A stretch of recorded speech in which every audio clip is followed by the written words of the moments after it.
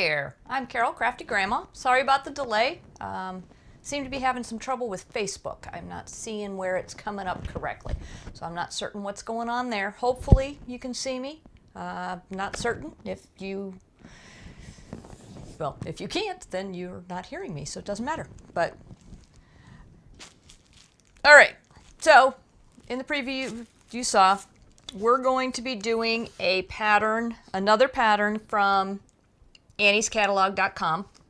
This is from a set called Love Those Precuts, and this is my Labor Day wall hanging. Here, where in my world right now, we're looking at mid-August, and so I want to get a wall hanging created so that I can hang it up for Labor Day. And it says precuts, which I thought was interesting. The only precuts it really uses are the background squares. Instead of using precuts, I went ahead and purchased yards of fabric. I've got tan, cream, what's this one called? It's just called red, navy, and gold. In the directions, and you will need to purchase the pattern in order to do this because there are appliques and things like that in here. So you will need to purchase the pattern. Let's see. So Celebrate America. I need water. Sorry, hold on.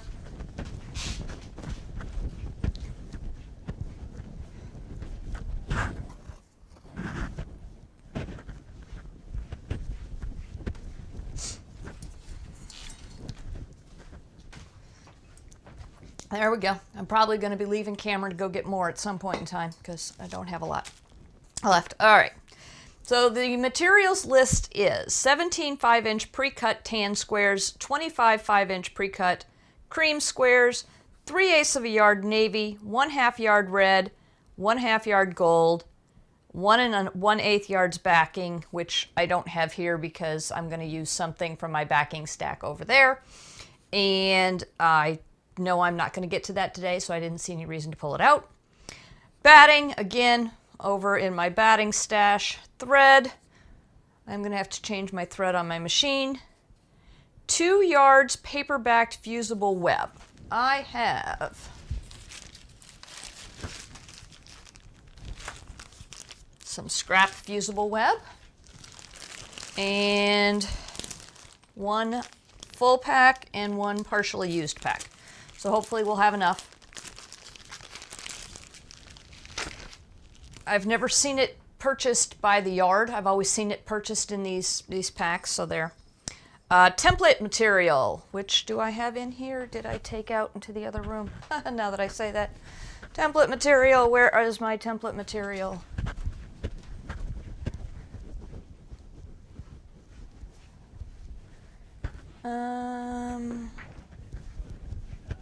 I was using it over the weekend. Where did I put my template material? That's a good question. Did I put it back where it belongs? No, I did not put it back where it belongs. Well, it can't be far. So we'll worry about that when we get to that point. It's got to be in the room somewhere because, like I said, I know I used it this weekend. All right, so let's get on with the directions. Cutting.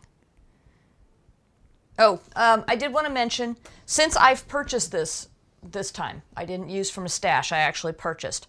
This is all Kona cotton, which is a brand name cotton, so it's kind of like purchasing Kleenex instead of calling them tissues, same idea. I had to purchase 2 yards of the tan because that was the smallest size that they sold it in. And the other 4 had to be purchased in full 1 yard packs. So I am going to have, I think, yeah, I could create this exact, with the amount of fabric I've purchased here, I could create the exact same top twice. Because that's how the company, I got it, I think I got it from fabrics.com. I don't remember. I'd have to look, but I'm fairly certain it was fabrics.com. And it was approximately $45. So that obviously doesn't include backing and batting. So if you're making this, you have to add those costs in. But we're looking at the top. The pieced top itself is going to end up costing somewhere around $30 with the fusible web and the amount of fabric I purchased where I got it. I believe I got free shipping because I ordered other fabrics with it, which is coming up in other episodes. I've got some coasters I'm going to make, so I got some rickrack, and next week's show is a quilt that's got an area where you can write your name and stuff on it. So I got solid white, bright white, snow white cotton for that. But yeah, so just FYI, that's where we're looking at cost-wise. Right.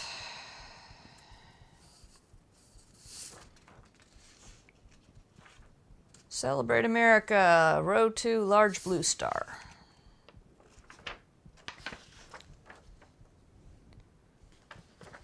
I did print these at 100%, and I did measure a square wherever the test square is. I know it's on here somewhere. Oh, there isn't one on here. Oh, I didn't pay attention. I didn't notice that. Usually when you print stuff, they've got a test square for 1 inch. I don't bother to check anymore because I've checked it a million times, and I know as long as I use the 100%, it's been coming out fine. All right, cut 3 2.5 inch by fabric with strips of navy for binding. Let's get that out of the way first.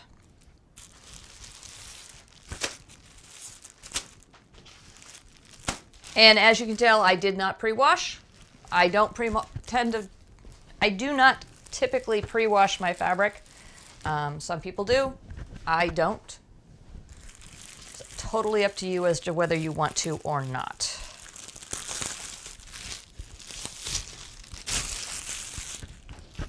All right, navy. Here we go. And they cut the fabric, so I'm going to need to tear it off, which means I need to figure out about how much I need. I'm doing 3 2.5 inches. So just to pull out,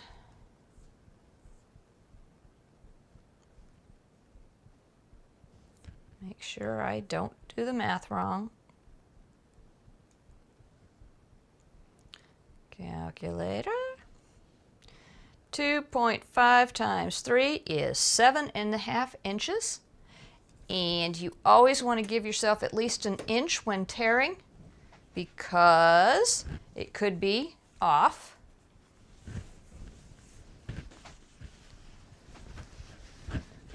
All right. So 7.5, so I want to tear it about 8.5 inches.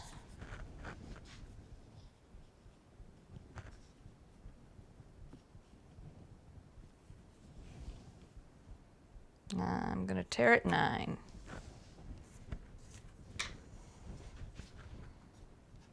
Just because you never can tell. Now, being Kona is one of the better brands. Like I said, it's just like brands of other things in your life. Some are good, some are not as good. Some you like, some other people like. It's all up to you. Let's put the navy off to the side. And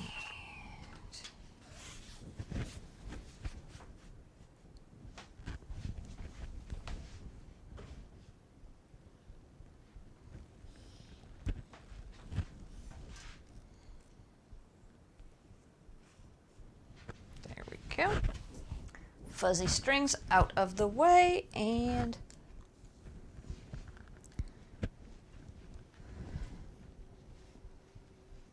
let's line it up.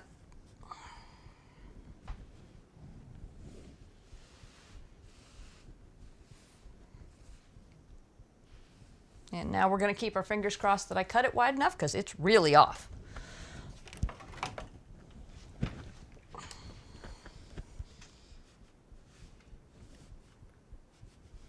Are we on? Yes, we are.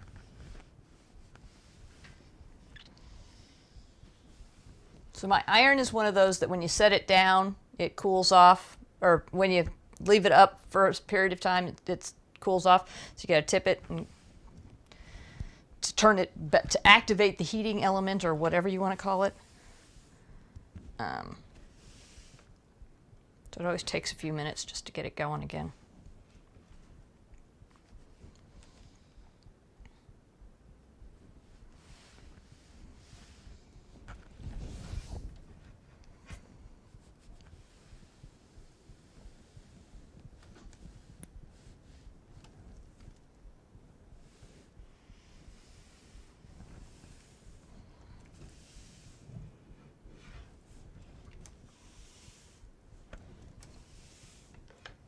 How did I get rid? Oh, I know. Red fuzzies from my project over the weekend.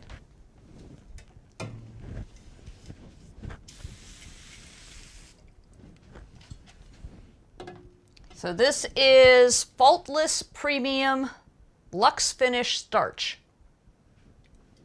And came from Walmart.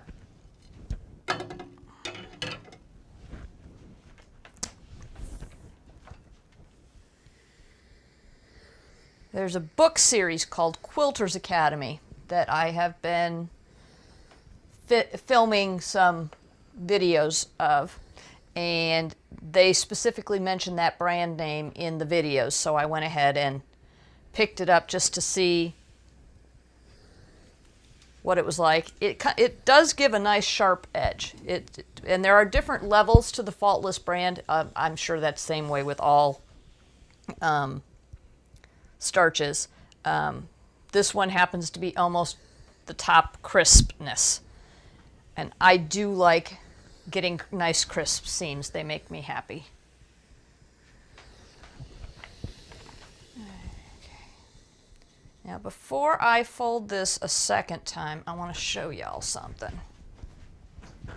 Let's go there.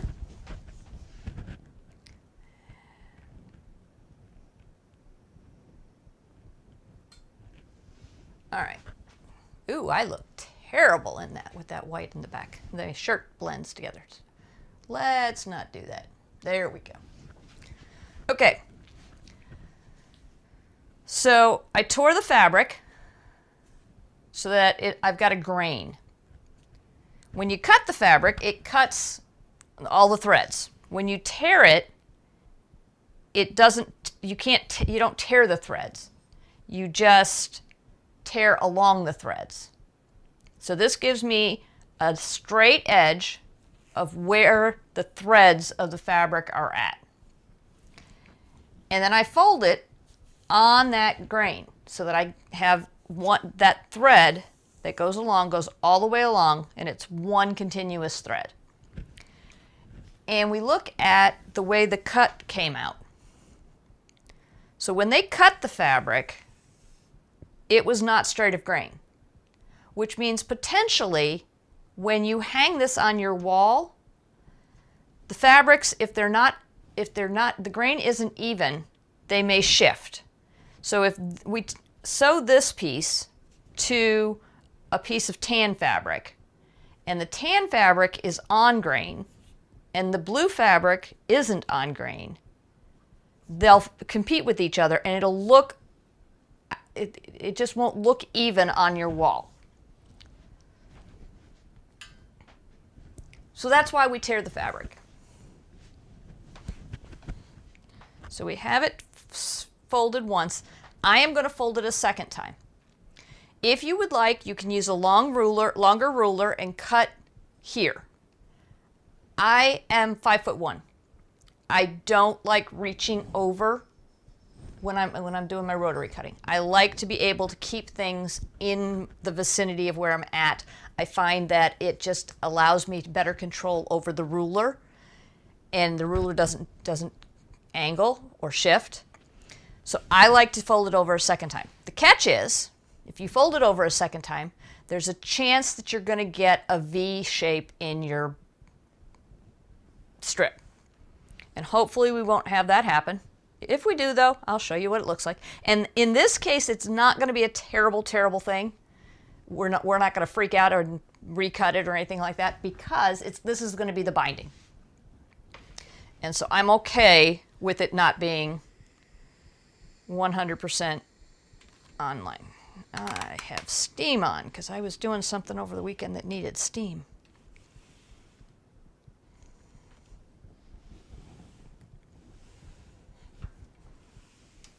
All right. Nice piece of fabric. Ooh. And since I was using steam, I had water in my iron, and now my iron's going to be leaking all day. It's going to drive me crazy. There we go. Now we're back to here.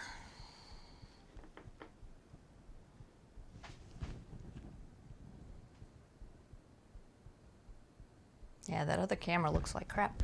Let's see. What if I do this?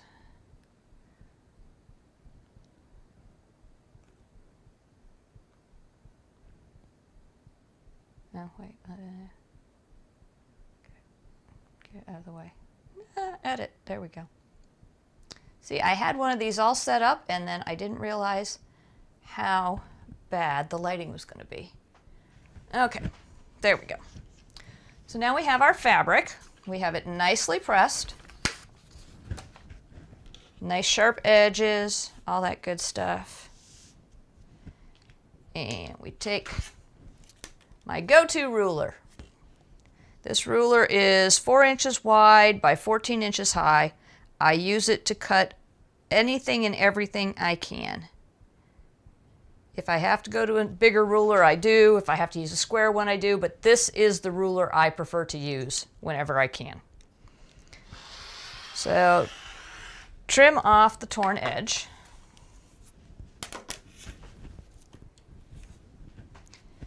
And then rotate the fabric.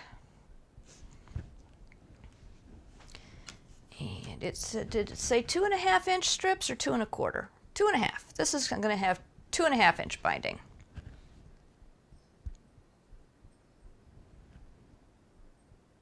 Let's see, what did I say that was? 7.5 inches?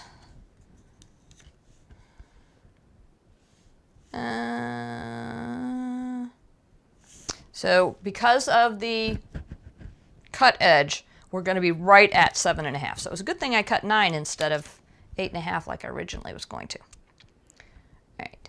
So I'm lining up my 2.5 inch line on the side, and I'm lining it up even on the fold so I get a nice square cut. You know what? I'm going to do it this way because I'm having trouble seeing that. I'm going to line up down here. With dark fabric, it's sometimes I find that it causes issues being able to see with the dark fabrics, because the lines are black on the ruler that you're squaring up on the fold.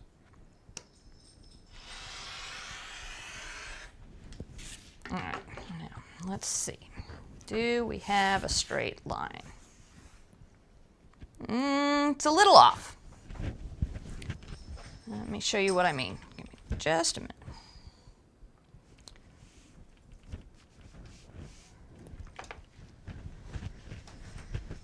All right, let's see what you can see. There we go.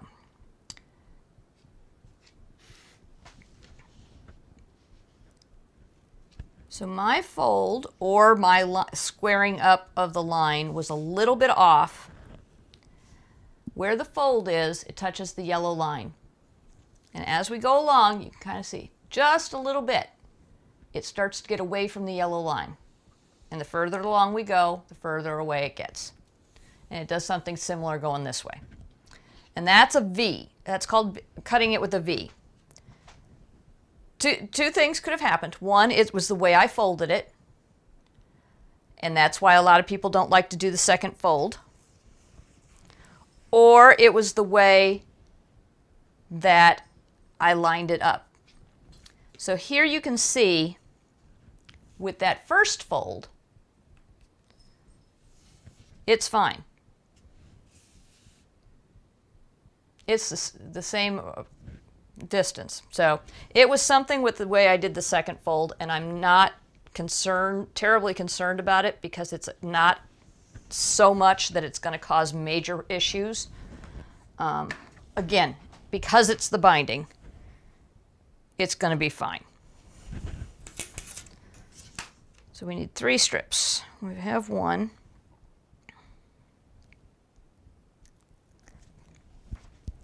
But for good habits, you really want to check that anytime you cut a strip of any kind, to make sure that the way you folded it was correct and the way that you cut it is correct.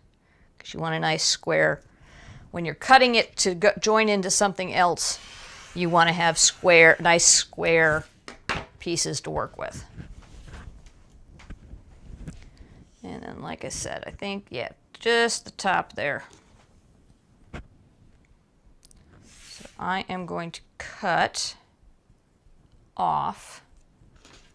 See here, this is the cut edge from the store. And right here, it's at 2.5 inches, so we're good there. So I am going to cut off my fabric at that point. I'm going to keep my fingers crossed that I don't have a problem. I don't run out of binding. But most of the time when they tell you to cut binding, they tell you to cut much more than you need anyway. So hopefully we'll be good. If not, we'll be cutting another piece of binding when we get to that portion of the activities. There we go. This I'm going to take over to my sewing machine and use for feeder fabric. And if you don't know what feeder fabric is, haven't watched me before, by the end of the show you will have a very good idea what it is. Excuse me. All right. Steam-a-seam. Trace 8 border star squares.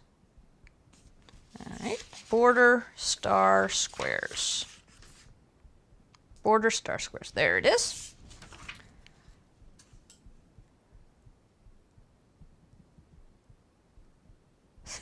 So they've got me doing all of the tracing onto the steam-a-seam first. Not saying where any of it goes. Just saying, hey, cut it or trace it. That's different. That's something I hadn't seen before. Do I have a pencil sharpener in here? I do not. All right, let me get a mechanical pencil.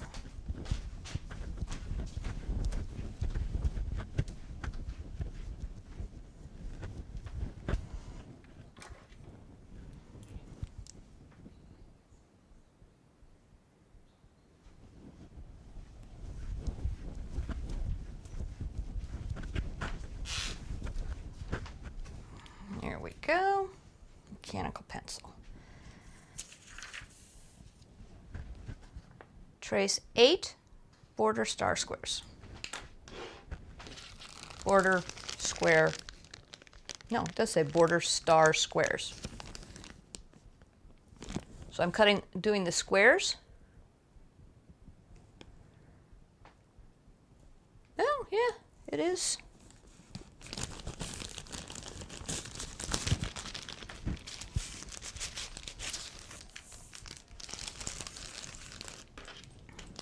All right, so here we go. Put the safety on that. There's a kitty cat walking into my room, so I need to make sure everything's safe. Hi there. How are you doing, little girl? You doing okay? No, you're not okay? Okay, I can pet you. She's being very, very skittish. Not certain what her problem is right now, but we won't worry about it. All right, so we need, I guess, the squares.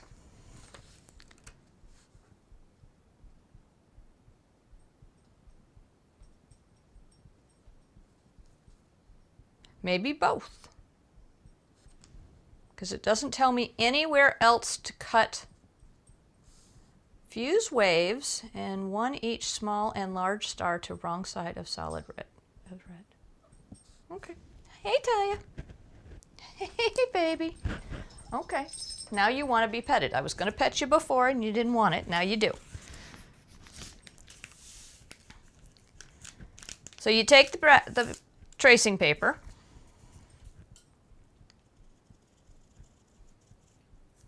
You know, well, I guess that's what it tells me to do. That's what I'm going to do.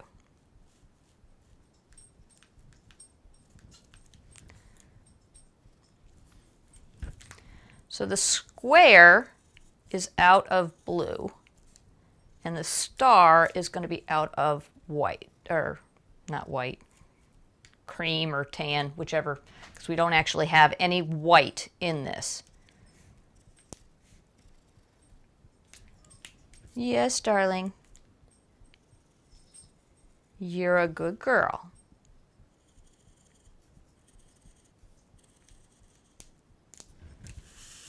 And since they are squares here, I am going to line it up so that the next one just continues.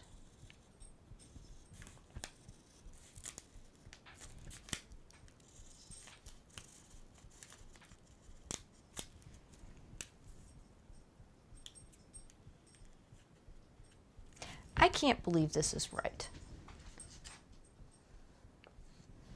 It doesn't tell me anywhere to cut out the blue as squares. Really?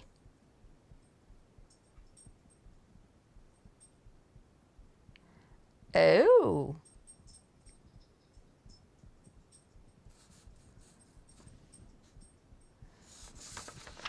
All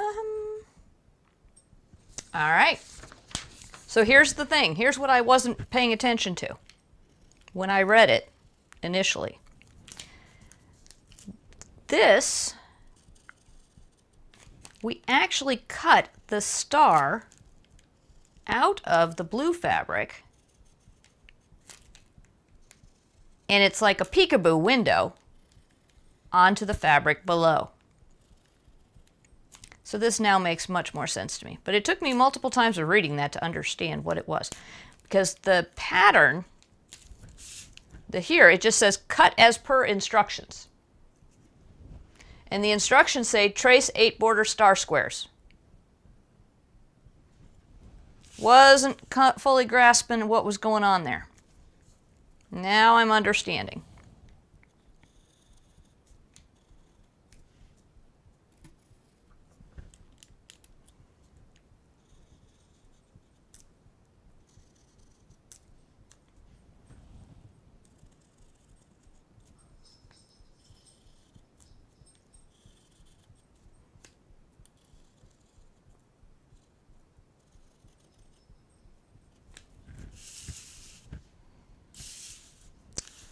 I hate it when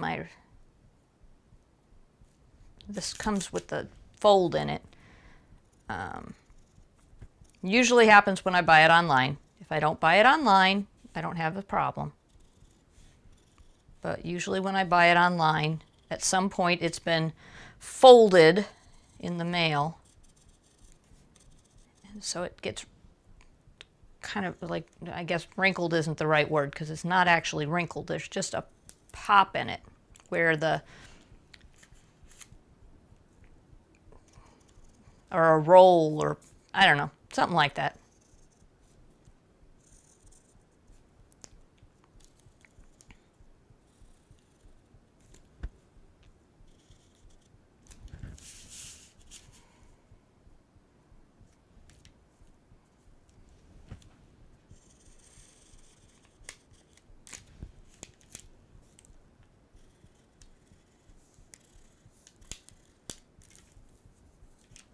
All right. No. Yeah. There we go.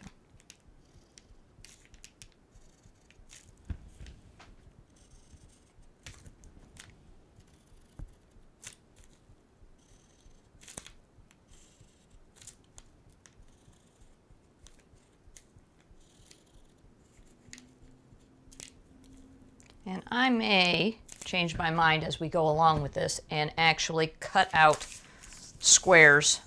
What size are they?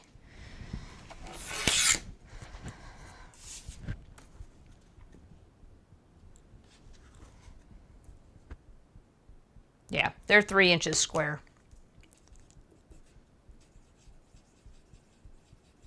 So I will probably end up cutting out the blue squares 3 inches by 3 inches and then laying the star over the top and cutting the star out.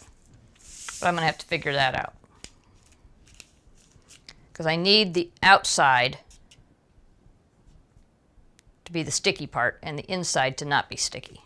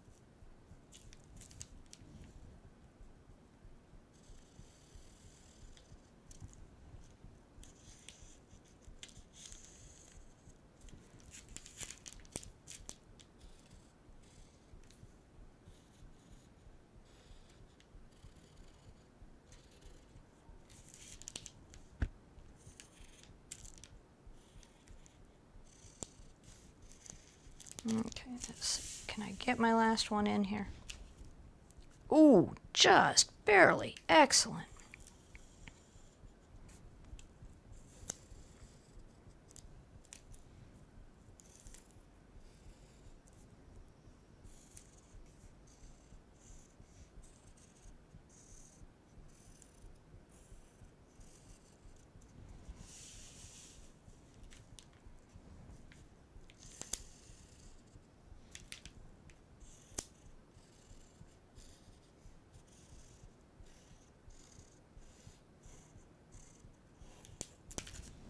All right, trace 8, did that.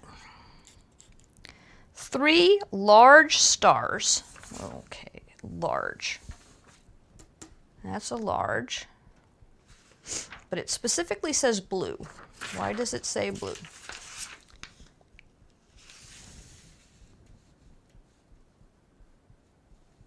That's row, okay, maybe that's just for the placement.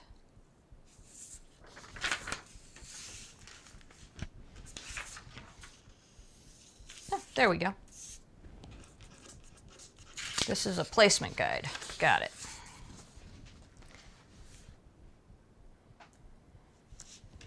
So I need 3 large stars. And that is not going to fit on here. No. How many small stars do I need?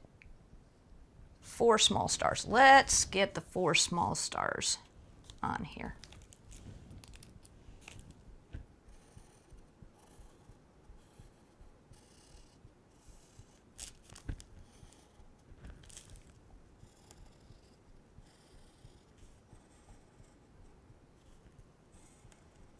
Because this stuff is not the cheapest thing you buy, so I like to try and use it in the most efficient way possible. It says on the directions to leave 1/4 inch between your drawings. And I said that as I was drawing nowhere near 1/4 inch apart. I've got those a lot closer. I just cut around these first and go from there. All right, because like I said, I don't like buying too much of this.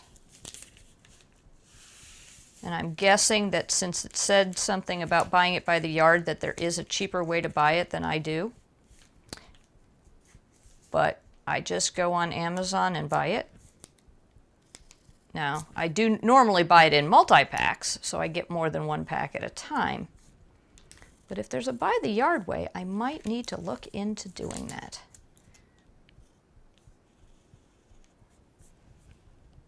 Because I have bolts of interfacing and that sort of stuff lying around, I can see that having a bolt of this sitting around might be useful too.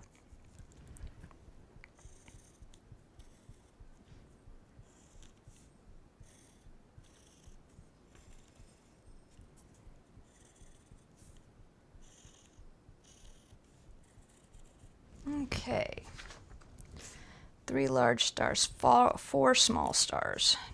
Still need the 3 large.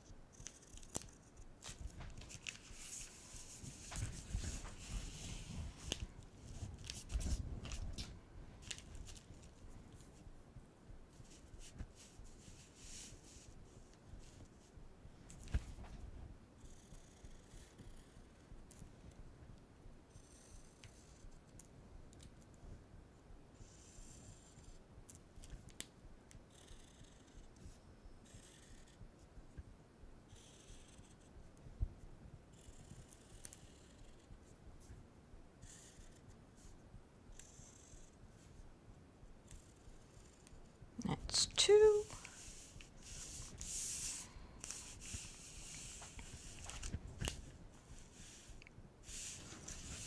Those are really long pieces. Let's see.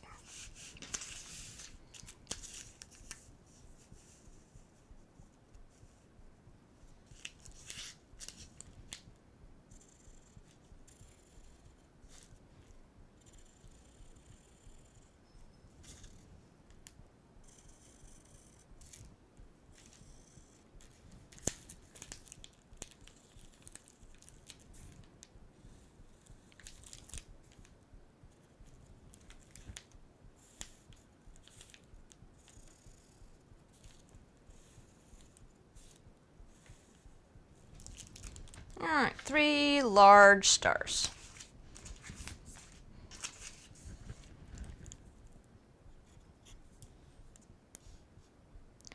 Prepare template of the wave shape provided. Oh.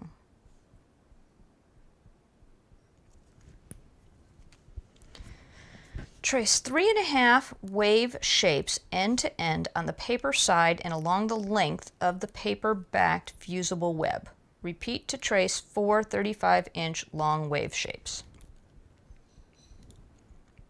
And that's actually one of the first steps, is to put those on. So this is where it would come in handy having yards of this stuff.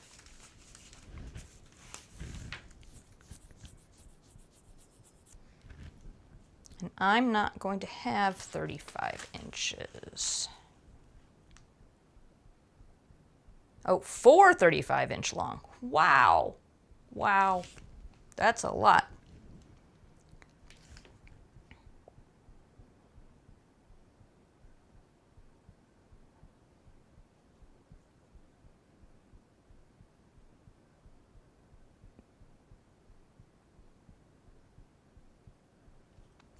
And this is the step where it talks about those stars, so now that makes more sense to me.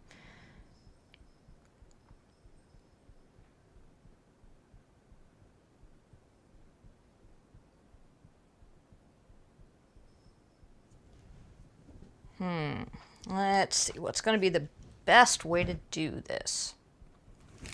First of all, we're going to set those aside, because we're done with those for now. It's the waves we have to figure out now.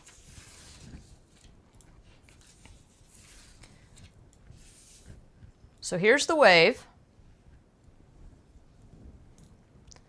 And I need it to be 35 inches long when I'm done. And it starts at 10.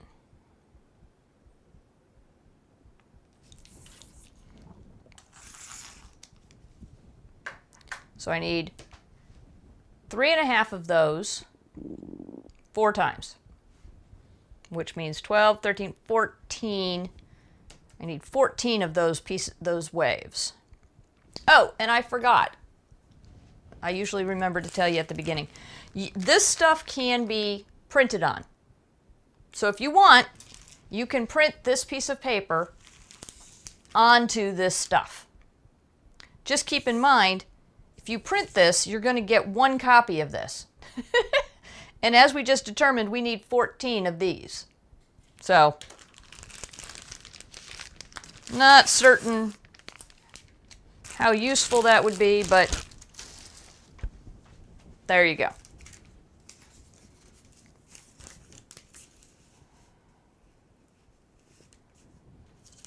All right, so 14.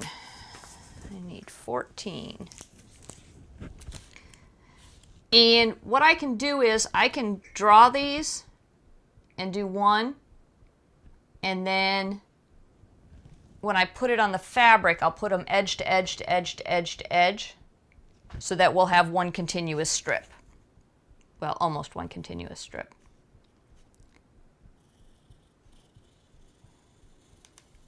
As far as the fabric goes, it will be continuous. As far as this stuff goes, it won't be.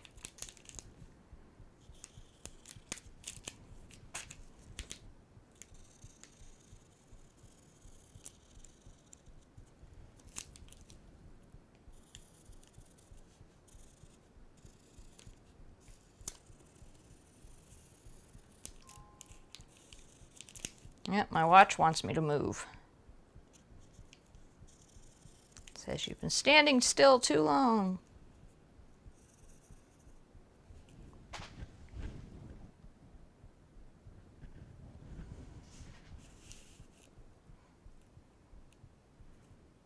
Now I'm going to get these as close as I can together so that I can get the most out of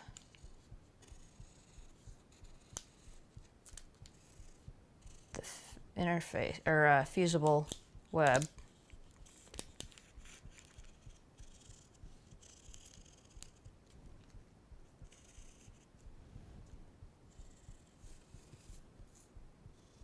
You should probably have your camera over on the other side. Now, no, then this hand would be in the way.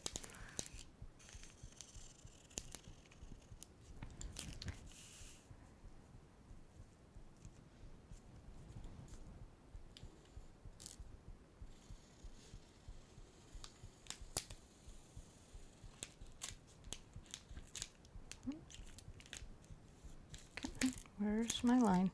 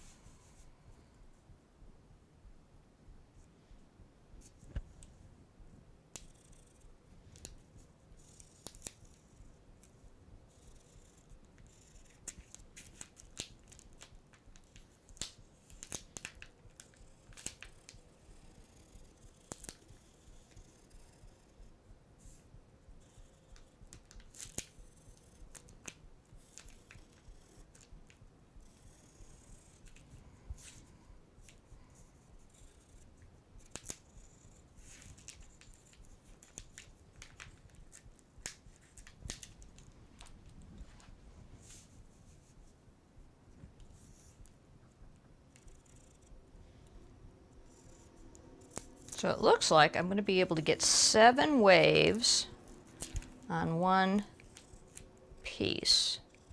It's going to be cutting it close, so let's see how this ends up working out for me.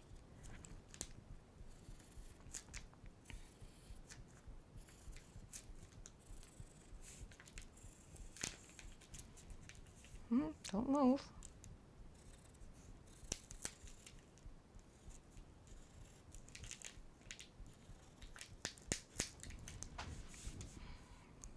Yes.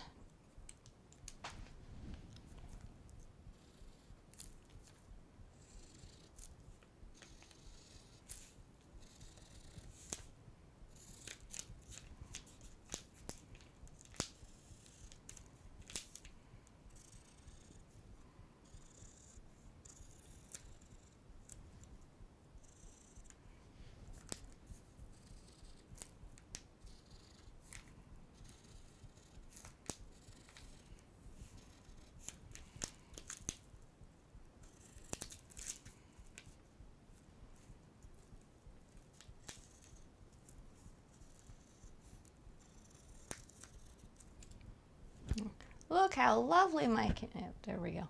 There we go. Isn't that pretty? It's my least favorite part of fusible, or doing applique. Oh, that's a partial piece. Set that one off to the side. So it looks like I will be ordering fusible interfacing today.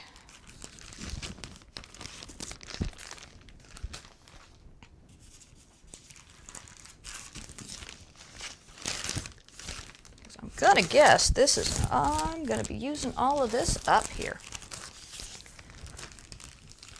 How many gold does it tell me? Yeah, I'm gonna have to do 4 of these.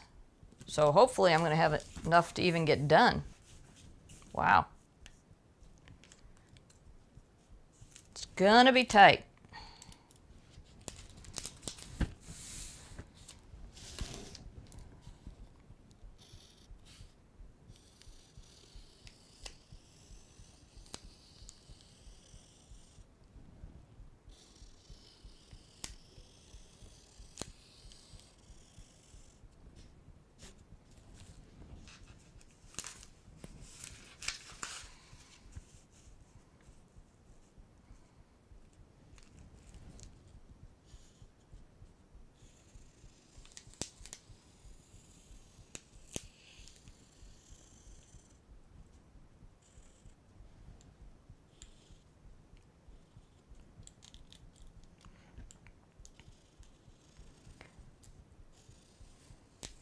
So you can use any marking utensil you want to get this done.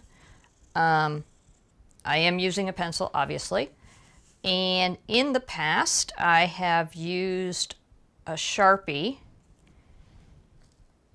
And that can, even though there's 3 layers of this stuff, can bleed a little bit. And it also doesn't necessarily... well, first of all, you have to make sure you use the correct type of Sharpie. Just a minute, let's see.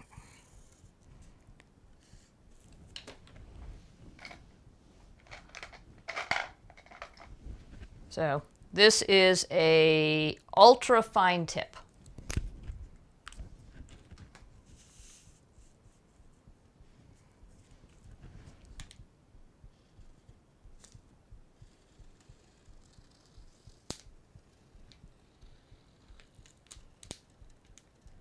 Oops, totally missed that curve.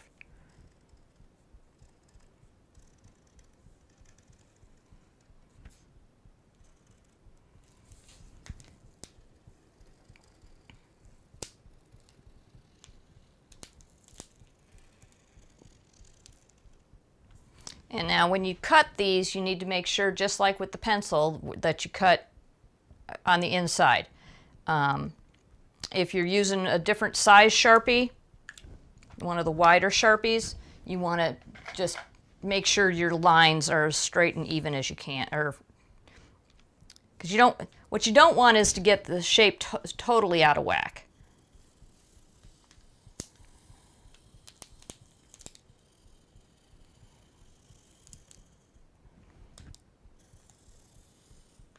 Come on.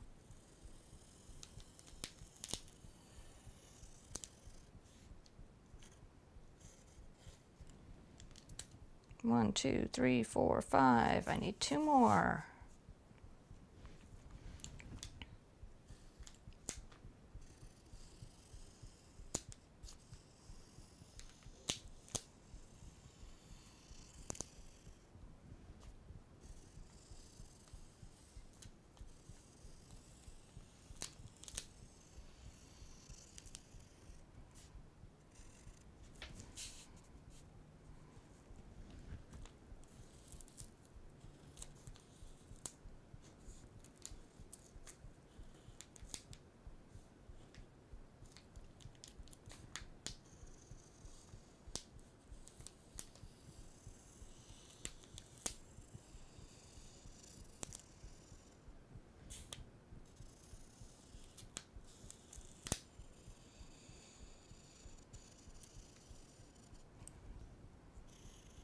Okay, so we now have 14 waves.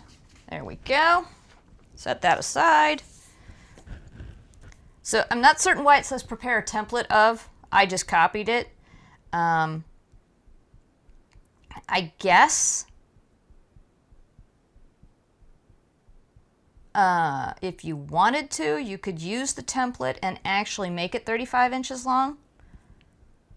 But trace 4 swirl shapes.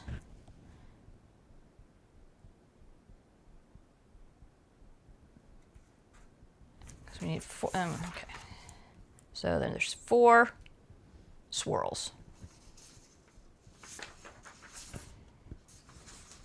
They look much bigger on that quilt. What is the finished size of this quilt? 31 by 27. Okay, so this is really zoomed in because it's only 31 inches across. That's not even a yard across. Which explains why I picked it, because I like small quilts. I don't like doing big quilts. Okay, can I get 4 of you on the paper I have? Let's see here.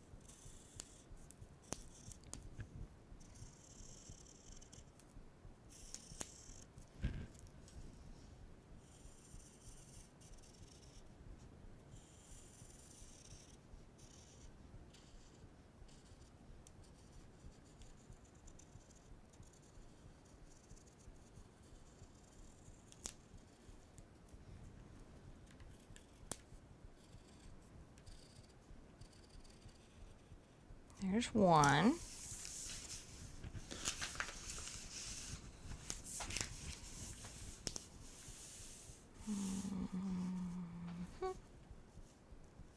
Tuck them in as close as I can.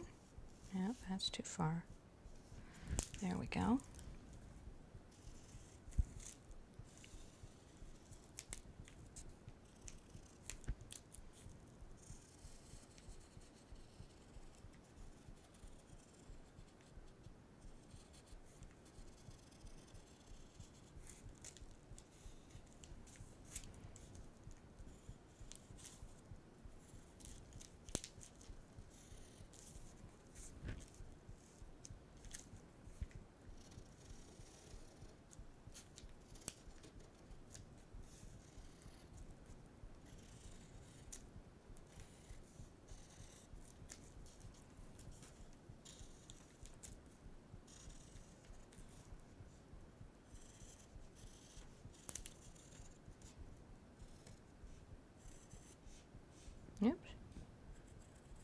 straight line and then a curve.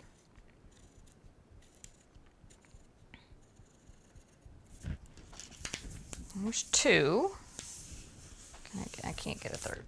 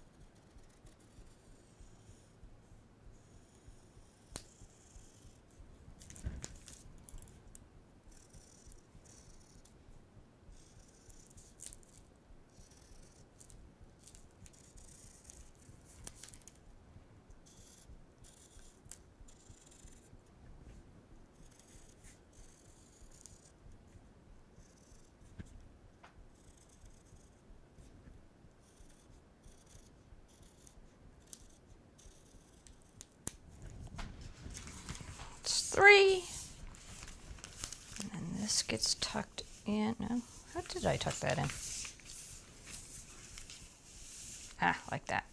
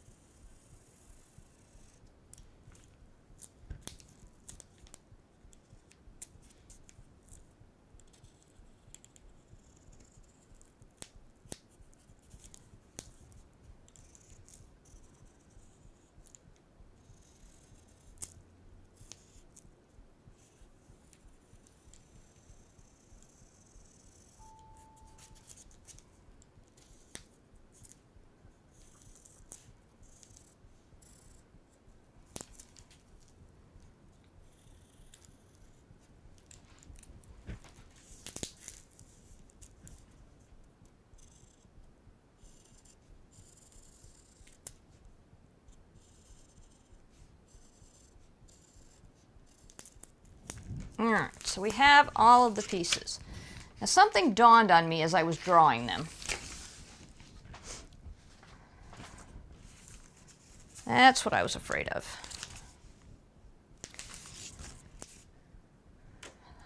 First I'm going to go wash my hands, because, see, ick, ick. We all need to wash our hands. It's all over my fingers. Oops. There it is. Okay, wash hands. Let's get our hands washed.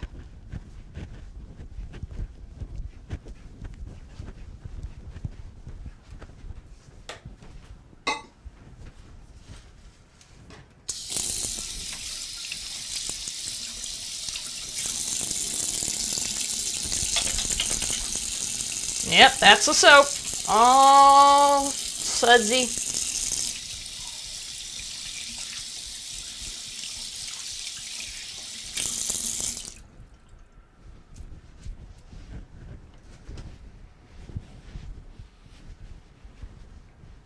Fill up my water glass while we're in here.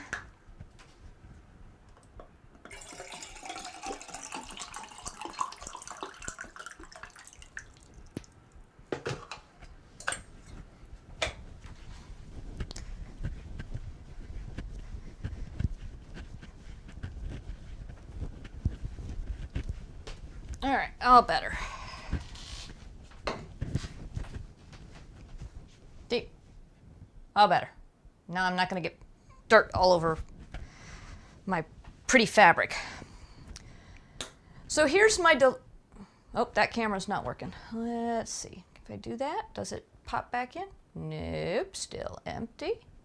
The crappy camera. Oh, that is really bad. Yeah. There we go. It found me. I just had to play with it a bit. So here's what my problem is. These pretty curlicues that I just did go the exact same way on this pattern. Therefore, these are backwards, because this stuff gets attached to the back side of the fabric. And therefore, when you put it on the back side of the fabric, you cut it out and pick it up, it's going to be reversed. Sorry, you lay it down this way, because then it'll be this way.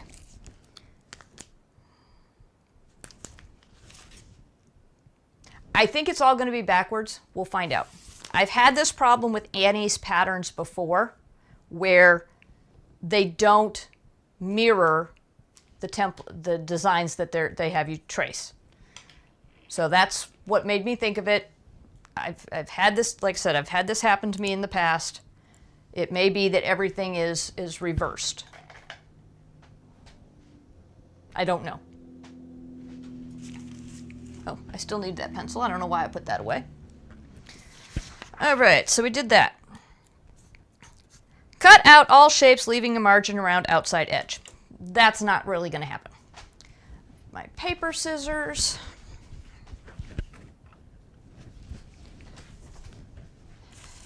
So these are both going to go on the same fabric. I'm not cutting them out separately. I will cut around them so that I don't have all of this extra fusible interfacing on it, because there's more than enough here for a flower or a leaf or something else later on. And the same way on the inside here.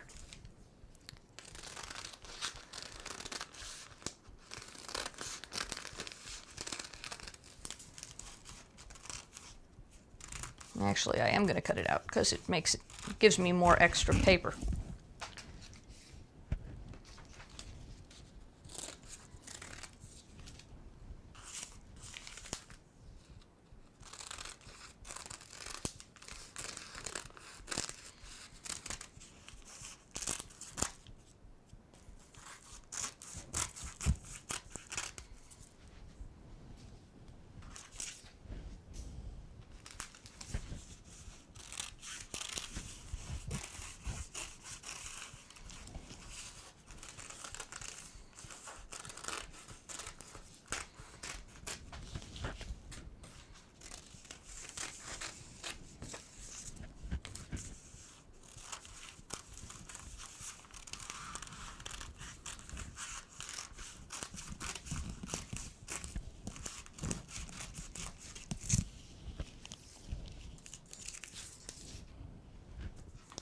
All right, these I'm not going to cut out at all. Well, yeah, I am. I'm going to cut down the side and take a strip away. You never know when you might need a stem or something like that. That's kind of long. Usually the leftover pieces are just tiny. A strip like that might come in handy.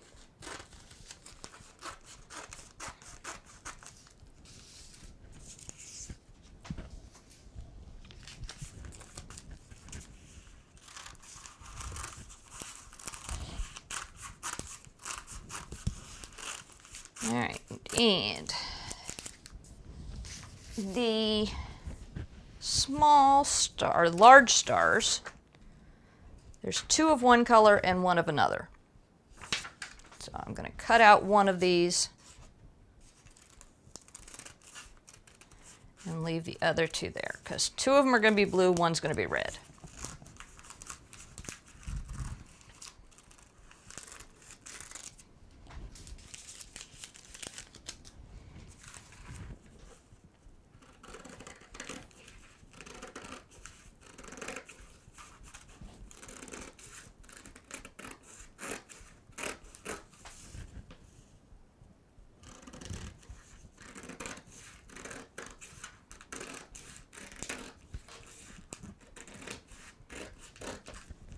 And then I cut these into, these are the stars, star blocks. I cut these into two strips because I'm going to cut a 3-inch strip of fabric out and fuse these onto that. those are all going to be blue. And then the little stars, let's see, we have a red one, a gold one, a blue one, and a gold one. So we've got 2 of one color and 2 that are a separate color. That's kind of tiny. Probably won't need that one, but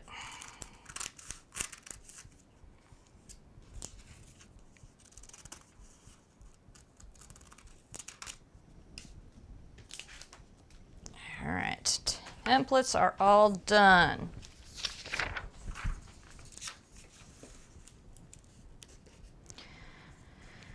And then it tells me to fuse them.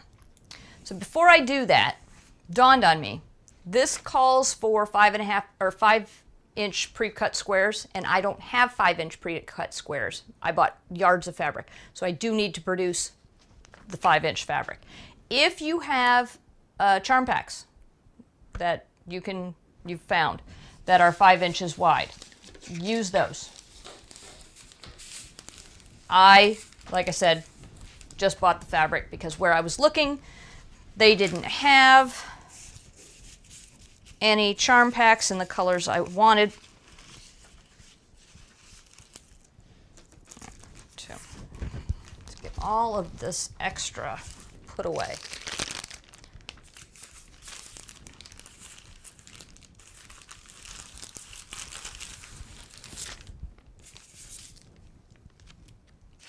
And I always keep one of the packets available for the scraps. So like I said, when you're doing other things, you need smaller pieces. There's no reason to waste this stuff. Because, let's see. I think actually next month's bench pillow for all seasons, which we will be doing in a few weeks. Let's see, September.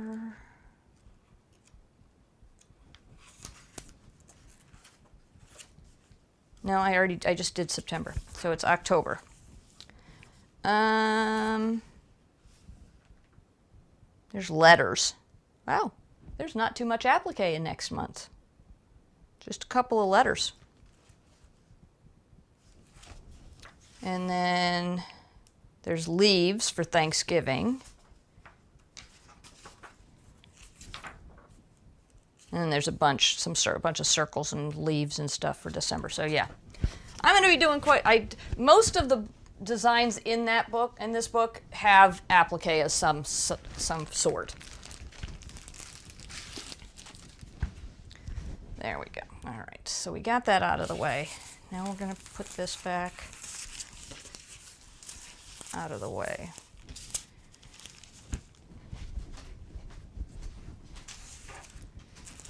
And we need the tan and the cream.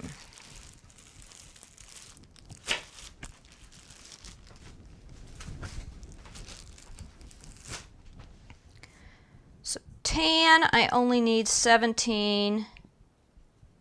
Cream, I need 25.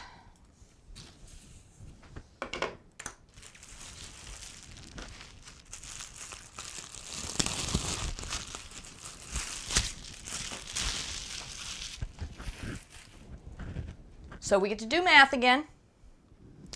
I need 25 5-inch squares. The fabric is 21, so about 42 inches, a little over 42 inches long. And I need 5-inch squares. So 5 goes into 42, 8 times. So for every 5-inch strip, I'm going to get 8 squares. And I need 25 squares. So 8 times 3 is 24. Doesn't that just figure? So I am going to need 4 5-inch strips to get the correct amount of pieces out of this. 4 times 5 is 20. So I take this get it on the edge.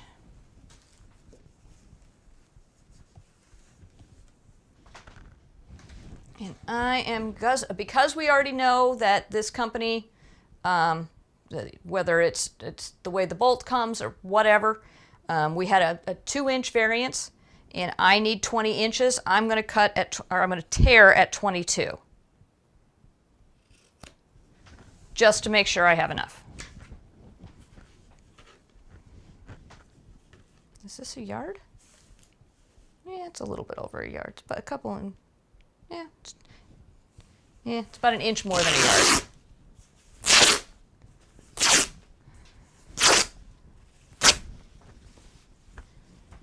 Okay, so this.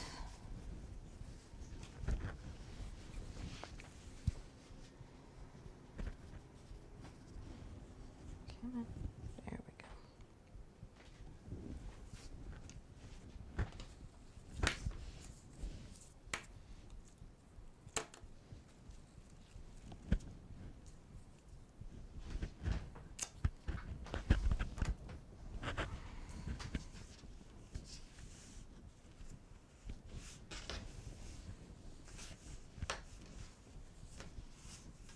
This goes into the white cabinet. I know, it's ivory. I get that. I keep all of my ivory. I mean, because it's sort of between a yellow and a gold. Yeah, so I just keep it in. I keep this color. The tan will go in with my browns.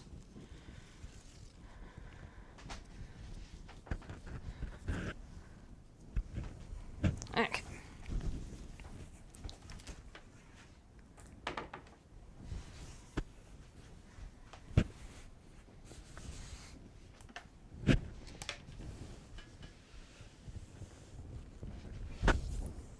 It was actually funny when I went round and round with myself whether the ivories should be in with the yellows or the whites, or if it should go in with the browns, because it's just a really light brown. It's not really yellow, but so I know that there's probably someone out there that can produce a color wheel of some fashion that can tell me exactly where it should go in the color wheel and where it should be stored. But for me, I know all my ivories and creams are in with my whites. I know that's where they're at. And I guess as long as I know where they're at and I can find them, that's really all that's important.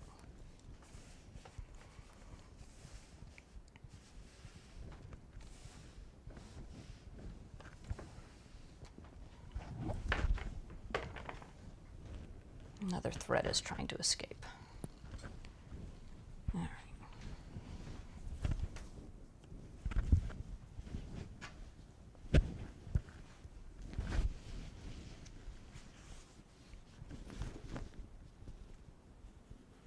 This gets challenging when you have more than a half a yard.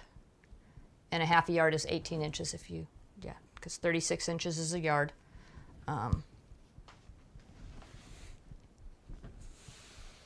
And this is 20 inches, so it's just a little bit longer than I like to use typically, but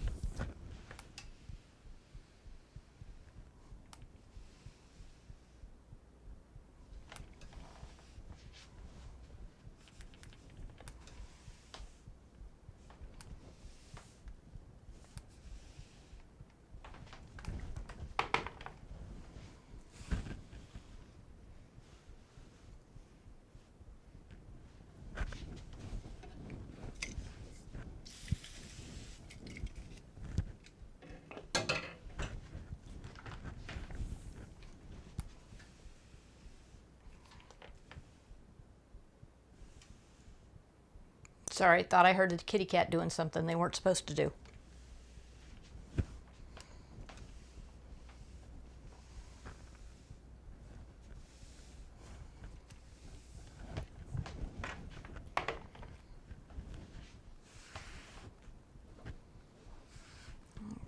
I'll fold 2.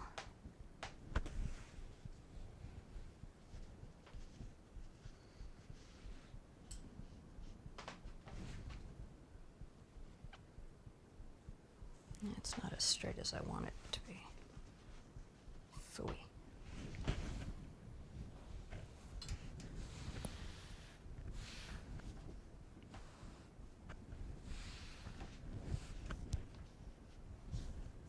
That's straight, yeah.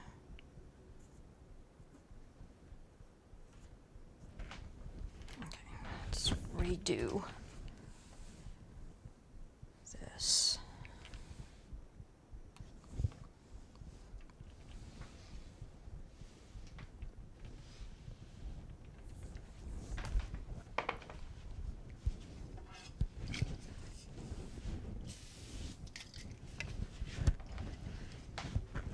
Just gonna set that over there.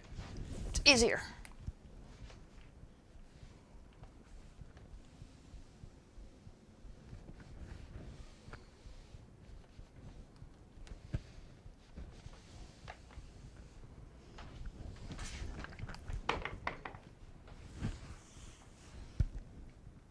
There we go. That's better.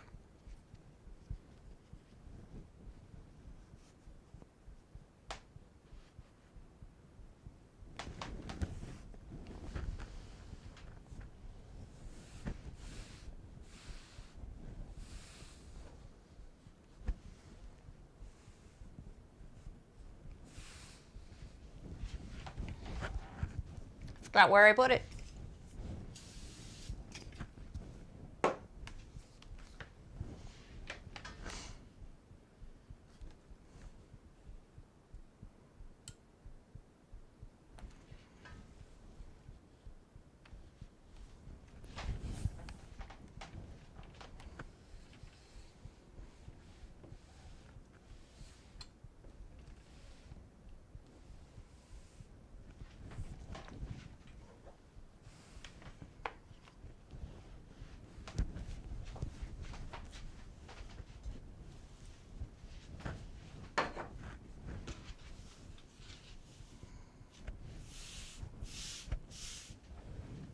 Okay, let's see, saved.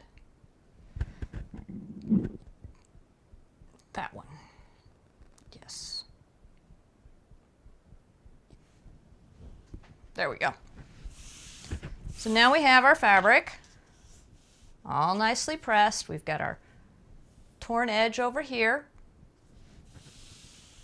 And then just to show you again, here's our cut edge that came from the store. So nowhere near on grain.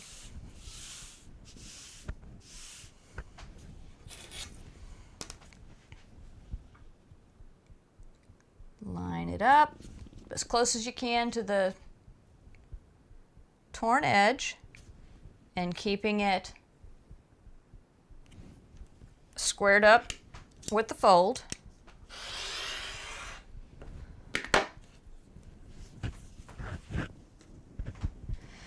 And now comes my problem. This is only 4 inches wide, and I need a piece that's 5 inches wide. So now I need a different ruler. I am going to use a square ruler, I think. Maybe not. It's going to be too big. It's going to be too big. All right, we'll use this one. This is my second most used ruler. My problem with it is it's really long.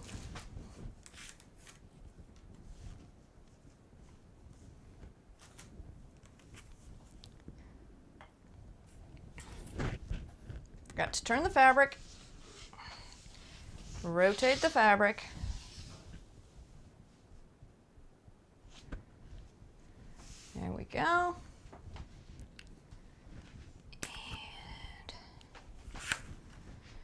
I try and get all the main part of the ruler off that way so I can get it closer down here. I need it to be 5 inches wide.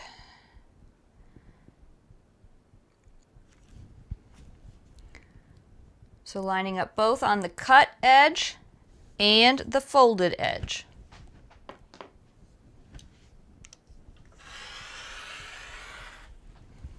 There's one.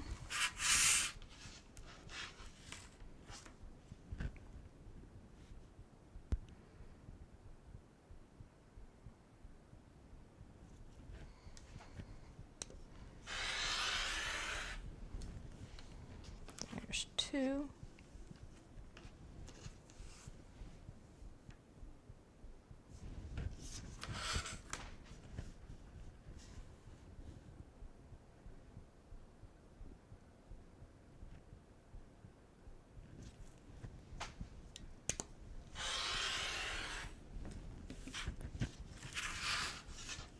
Three.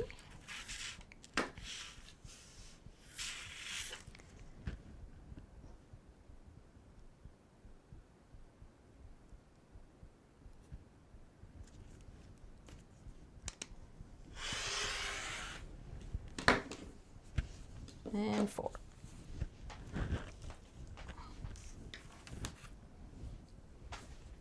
Okay, move the ruler out of the way. I'm going to set these 2 over here for a minute. And then these 2, I'm going to open up. First, let's check the, yeah. So like we did. Let's see, it's on the line there. And then it's even all the way down. Yay. Fabric was folded right and cut correctly. That's always a good thing. And measure these up. So if I get rid of the selvage,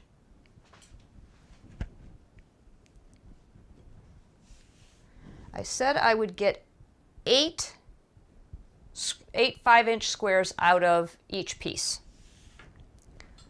1, 2, 3, 4. So I don't need to unfold them. I don't need to mess with anything. I'm going to keep them just the way they are.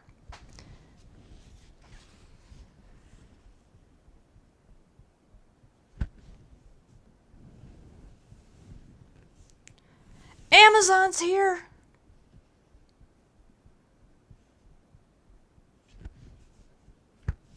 I needed a new manicure set. My new manicure set's arrived. Yes.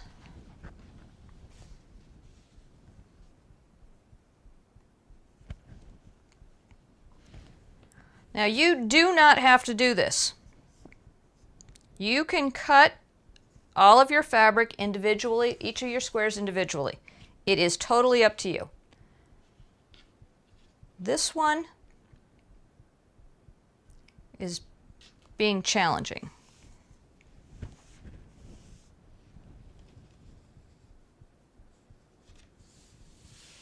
There we go.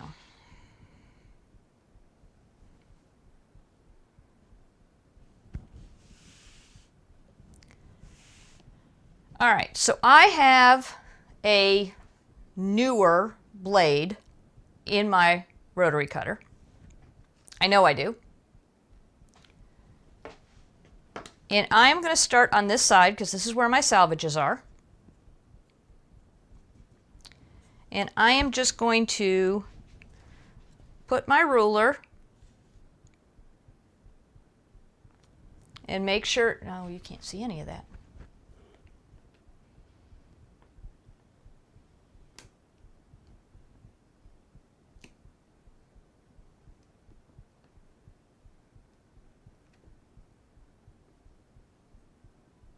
All right, now can you focus after I messed y'all up? It's that camera. All right. So I'm lining up on the top cut edge, and I'm lining up on the bottom cut edge, and I'm taking off just about 2 inches from the selvage.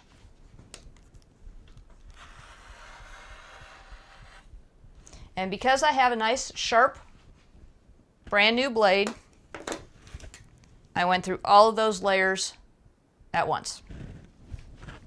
If you have an older blade, you might not be able to do that. But I had a newer blade, and I knew I did. So I knew I could cut through those layers. We are cutting through, I don't know, 4 times 8, 8 layers of fabric.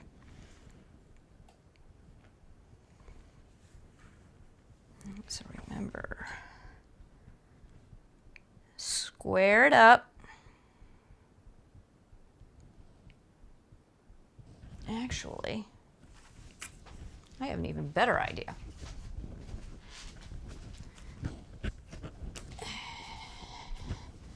Because you always want to try and use the smallest ruler possible. That just makes less of a chance that the ruler is going to move when you cut. Because I have more control. I can hold this down, and I have more control over that whole area.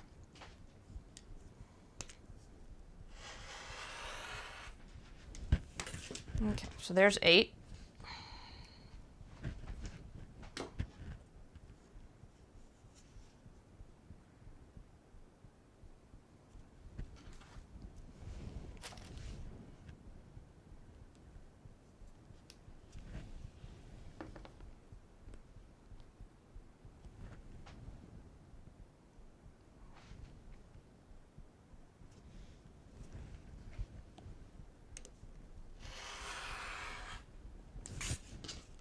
$16.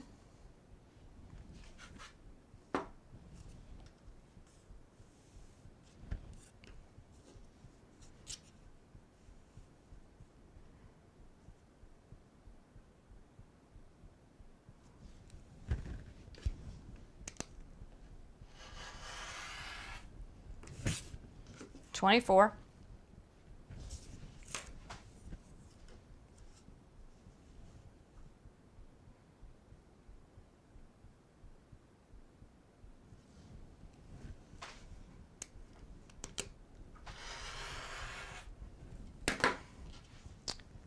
Feeder fabric.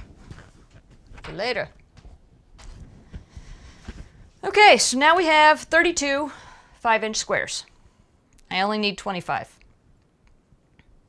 So I'll take one from the stack, put it over there, and now I have 7 squares for a charm pack, if I need them. Back into my ivory, or my white cabinet.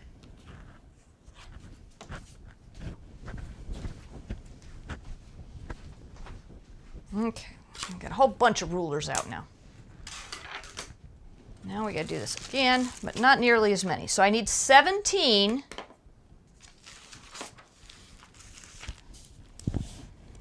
5-inches, and we're gonna get 8 out of each strip.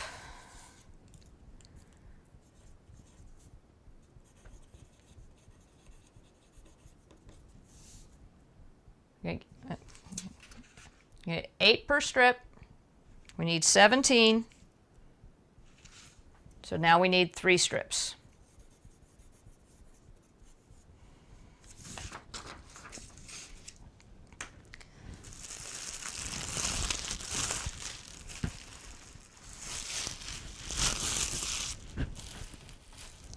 Three strips is 15 inches.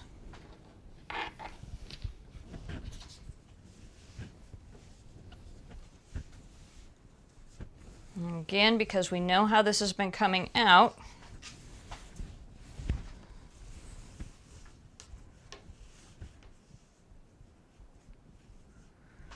we're going to tear it 17 inches.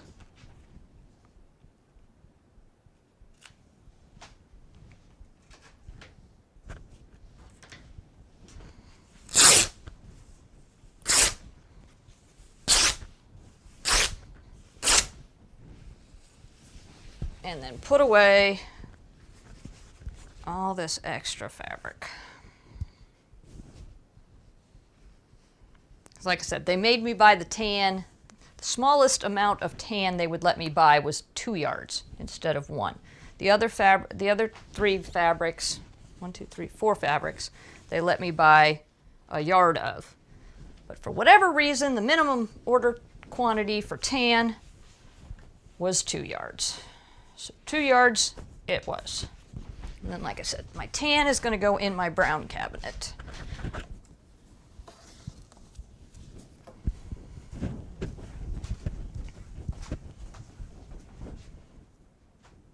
All right, extra string.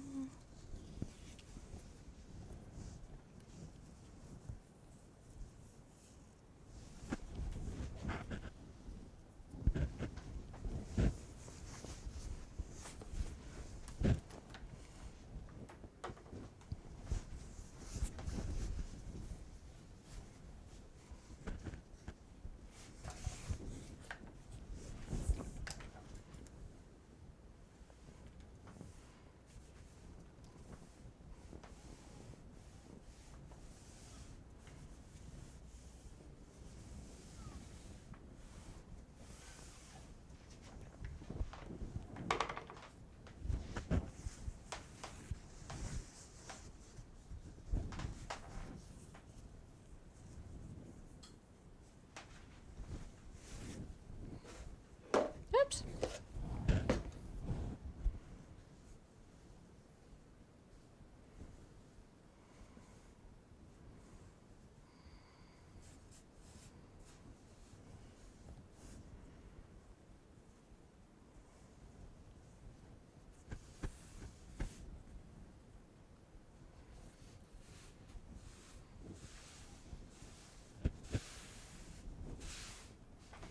Okay, have you warmed up?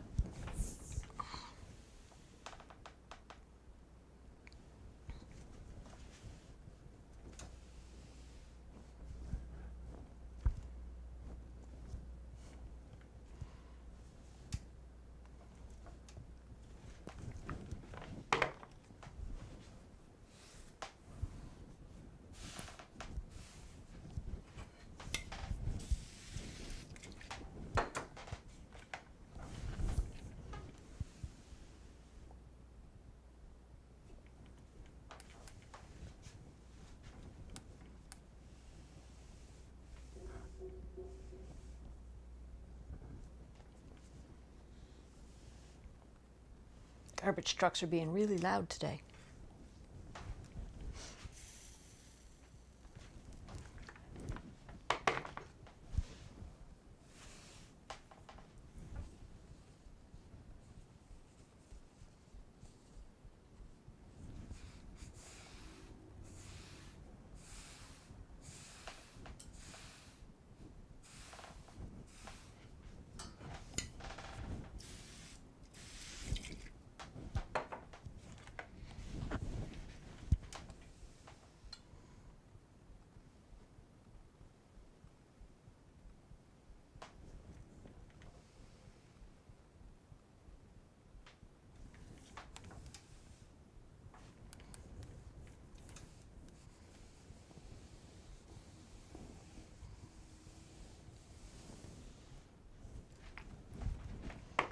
Okay, so we did the first fold. Now we're going to do the second one.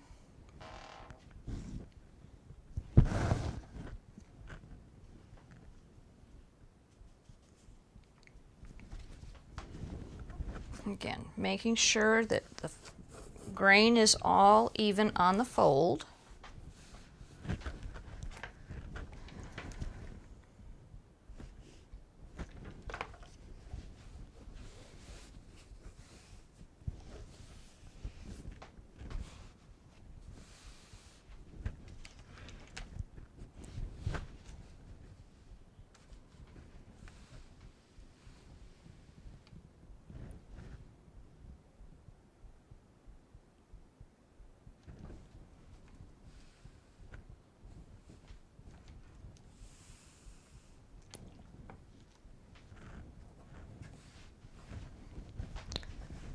Go. again, iron is leaking. There we go.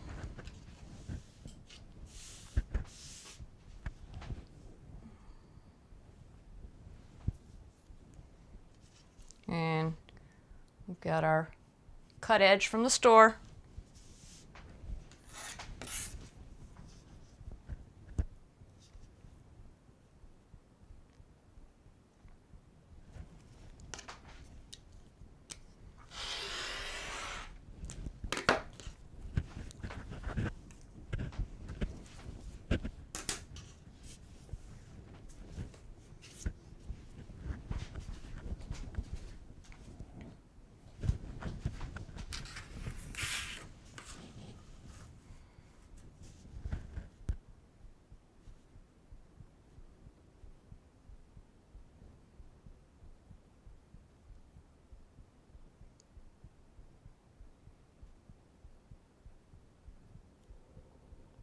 Come on.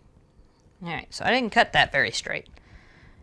At least not square to the fold, I didn't. So I'm going to do this a little bit wide.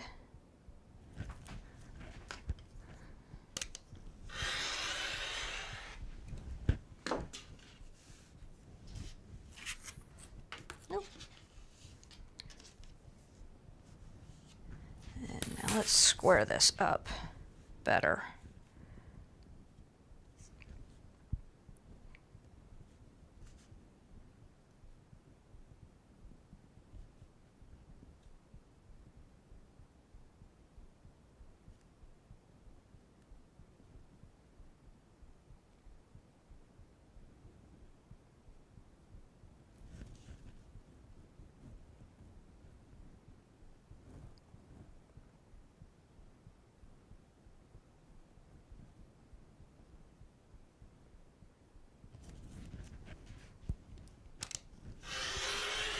There we go. That's better.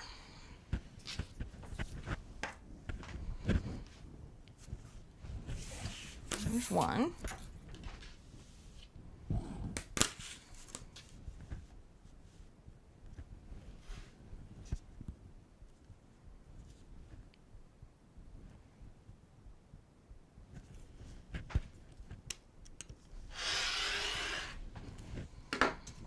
Two.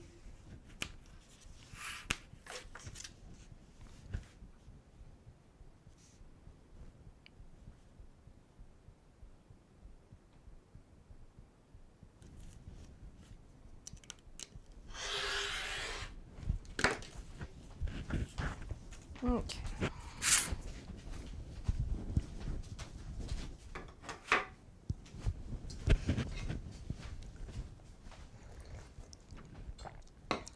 Now, we open them up.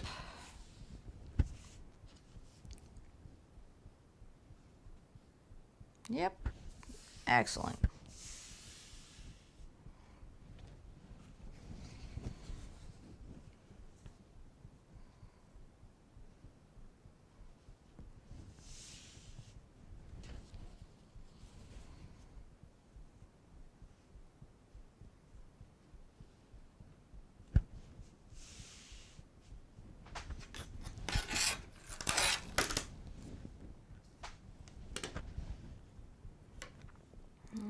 Let's make sure we've got it square top and bottom.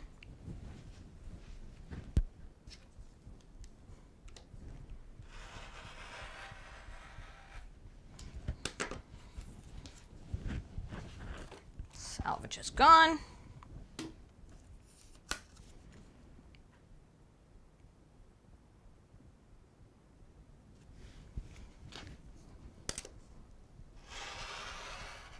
Okay, so this time we have 2, 4, 6. So there's 6.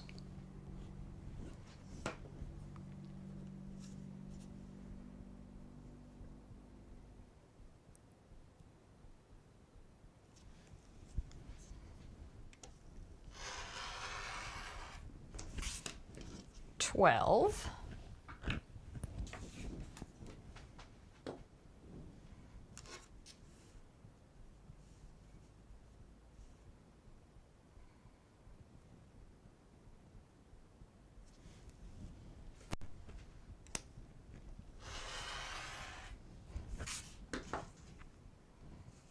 So this would be 18.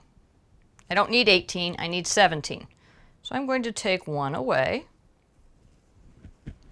and put that one with the rest. And then I'm going to go ahead and cut these other ones because why not? What am I going to do with the strips?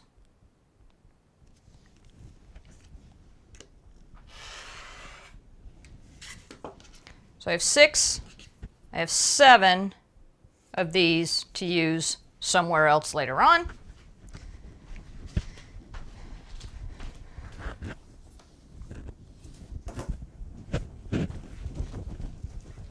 And we have 3 nice little pieces of fabric to use as feeder fabric later on. We're going to end up with quite a bit of feeder fabric at this point. Okay. Close up the rotary cutter. Move the rulers out of the way.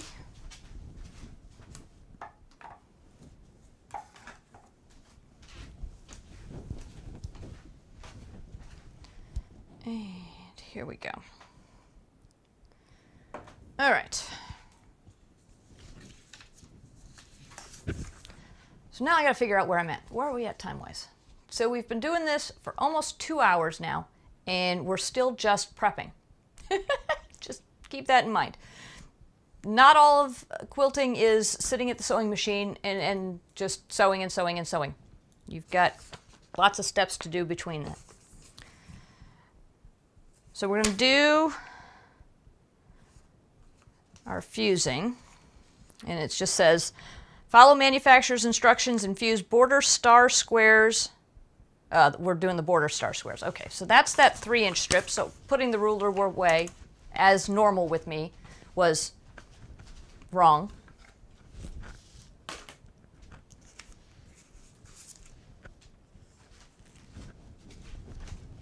I do it all the time. I put it away so because I don't want things all cluttered, and then it ends up that it was wrong. I still needed it. So I need a 3-inch strip.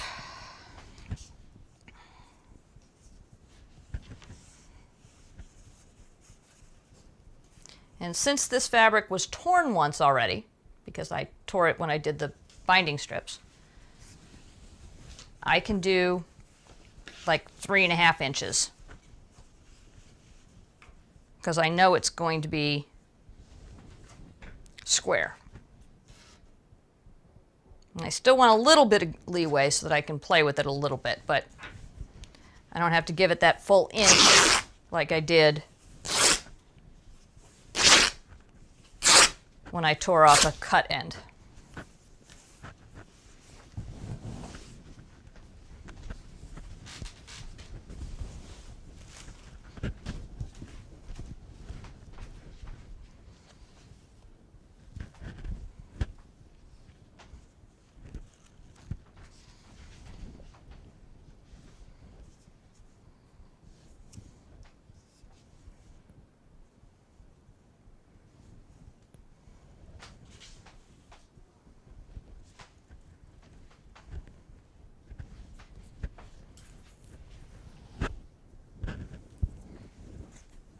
Oh, thinking of something. You've noticed that when I've been pulling on this particular fabric, if I start at one end, the string comes off on the other end and I don't have a problem. Sometimes, depending upon the manufacturer, the thread will go down once and then back up.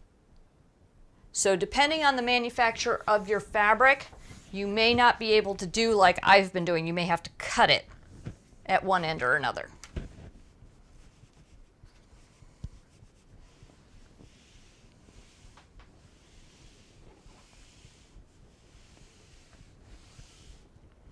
Now let's think.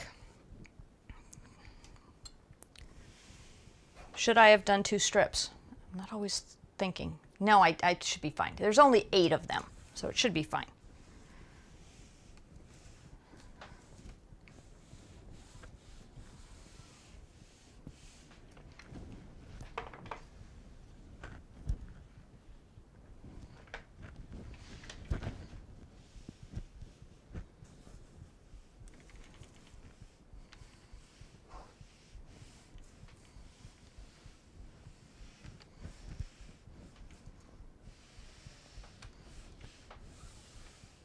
really don't need to iron the entire strip because we're not going to use the entire strip because there's only 8 of them. And 8 times 3 is 24, and there's 42 inches here. So I don't need all of this. And I know that.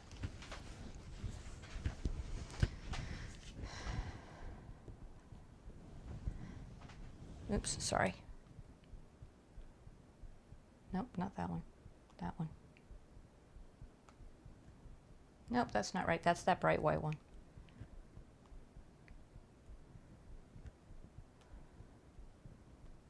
That's not what I wanted to do. All right, there we go. That took me forever. So I have my strip. I am not cutting off the edges. I'm not doing anything right now.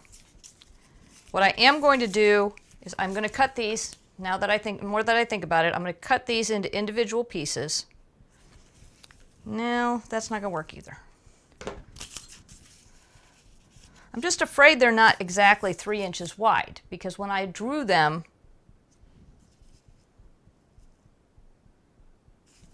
yeah, I'm going to do them individually. It's probably going to take a while, but I think it's going to be better in the end.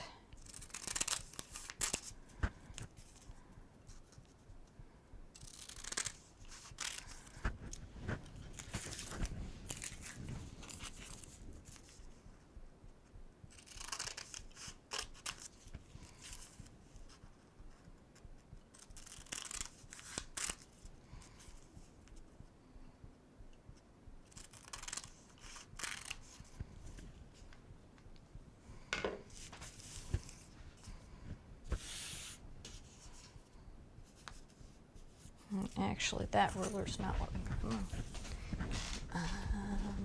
to do. This. Do you need 20 million rulers? No. Oh, I froze up there. There we go. Did I catch up? Yeah, there you go. I happen to have a 3-inch ruler. I love these tiny ones because they have the 1/8 inch lines on them too. They don't just have 1/4 inch. So I love that. That's something I like about them. I obviously used a marker or Sharpie on some form with this at some point in time. Not all the way around, just those 2 sides. All right, so this size is what I'm going to end up with. And honestly, now that I'm looking at it, it's not 3 inches wide. Oh, yes, it is. This is a 4-inch square. Okay. Need to take my time and think about this. This square is 4 inches. And the square that I'm going to end up with is going to be 3 by 3. So we're good.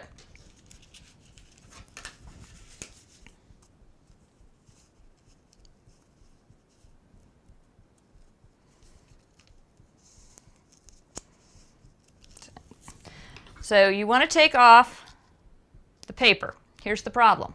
In this case, I don't know if you can see the detail or not. This, the bottom part, is the sticky part. That's the part that you're going to want to end up with at the end. And it wants to separate from the part I want to keep on there. So here we go. Let's try this again. Nope, it's still... I'm trying to pull this part off. The part that's not drawn on. Trying to take that off. And it does not want to let me. It wants to come off the other way. This happens to me all the time. They're like, draw on one side. Yeah, well, you know what? It fusses. There we go. Oh, I thought I had it. I do. All right, so now the sticky side, which is kind of got, yeah, you can't really tell, a little bit. That's the side you want to take. So this side is garbage. This side is the sticky side. And it goes with the fabric.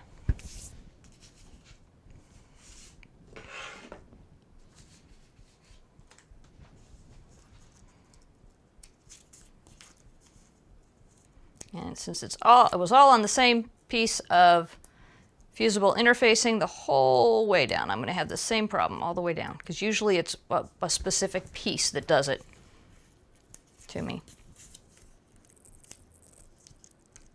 one piece will be fine, and the next will be, no, I want to stick to the other side. Because we're going to end up taking both pieces of paper off, the drawn on side and the undrawn on side. But you have to have the drawn on side on the fabric so you know where to cut the stars in this case.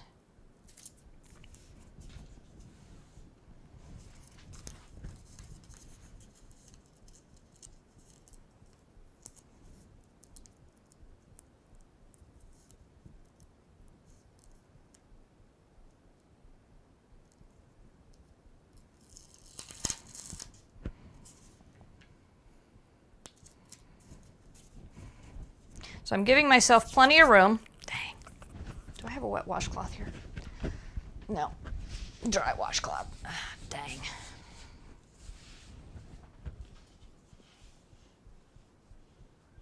Come on. Why are you being blurry?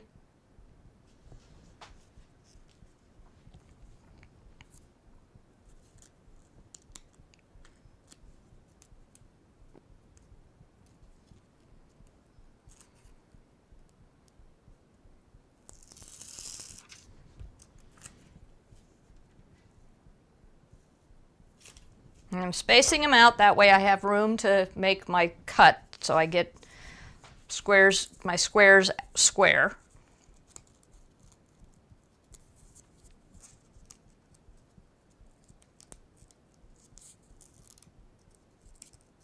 I was right, every last one of these is being fussy.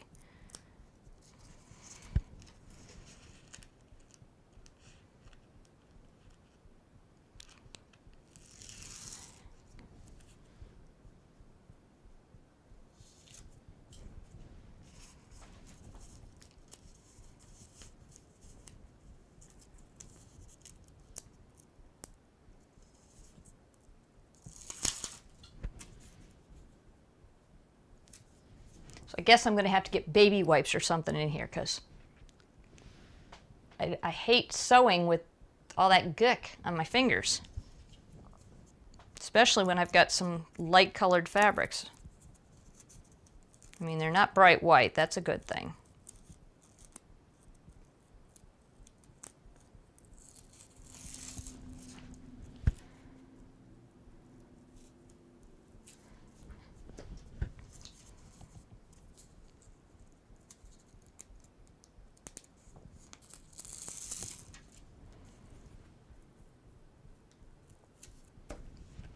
Okay.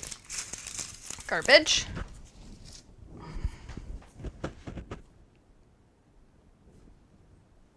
There we go. Woo!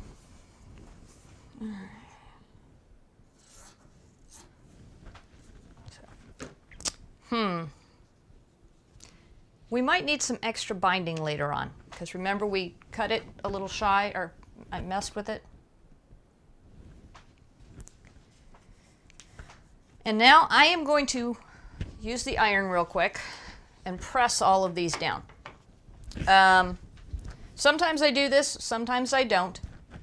I've taken to doing it more frequently recently because I think it makes the paper come off a little easier. Of course, it didn't want to stick to this side anyway, so I don't know if it really matters that much. But since I have to cut these stars out in the middle, I want to make sure it's attached to the navy fabric as well as we can.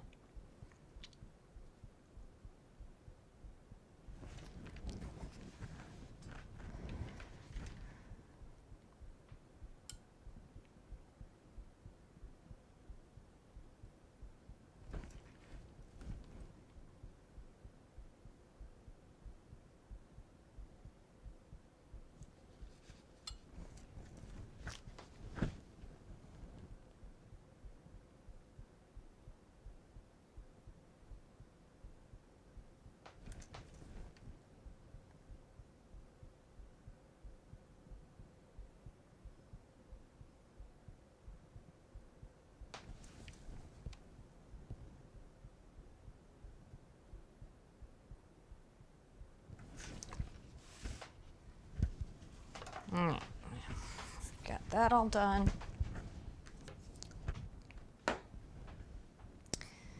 Let's think. Do I want to cut out the squares into 3-inch squares first and then cut out the stars, or cut out the squares first? Squares first.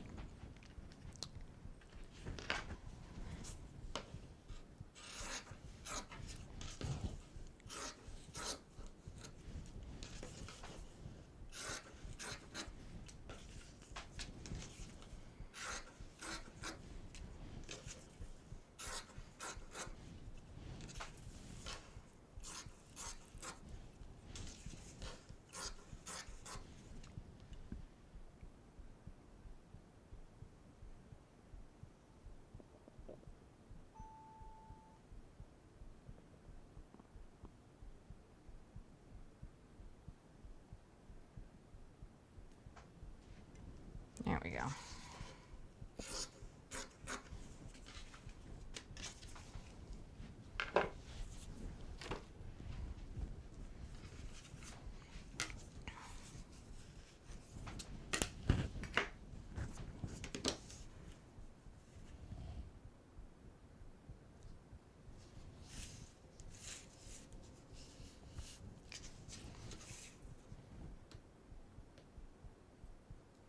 Whoa. Come on, silly thing. How we do? There we go. So I'm going to use the fusible web that I've got on here. I'm going to get a different rotary cutter because that blade is really good, and I do not want to mess it up by cutting on paper or sticky stuff.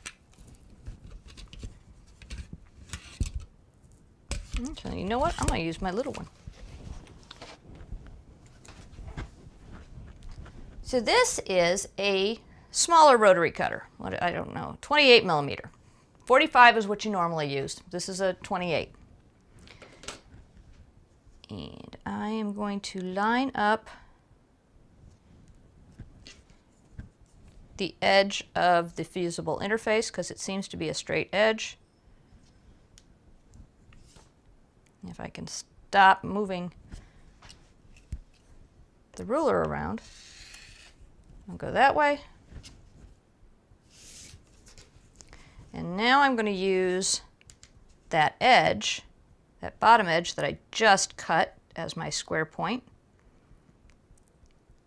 because I know that it's square, it's straight. I just cut it with the rotary cutter.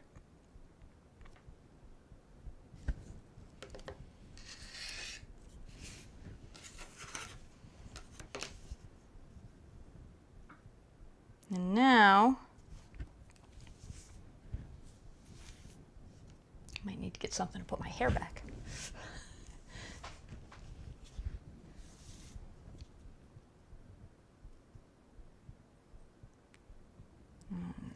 Square up on the 3-inch mark. 1.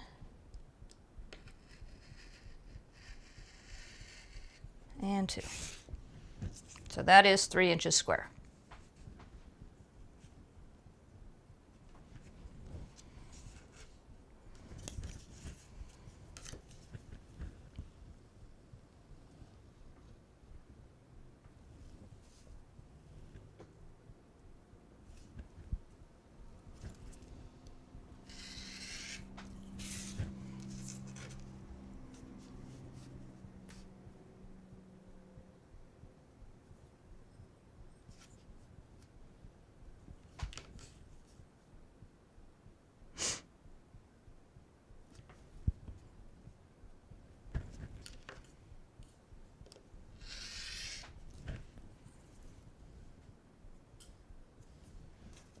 There is something on my rotary cutter blade. To find out what that is. All right, so now 3 inches.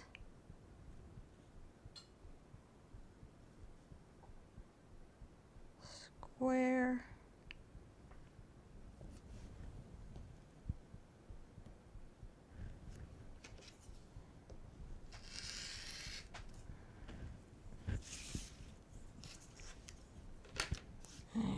3 inches this way.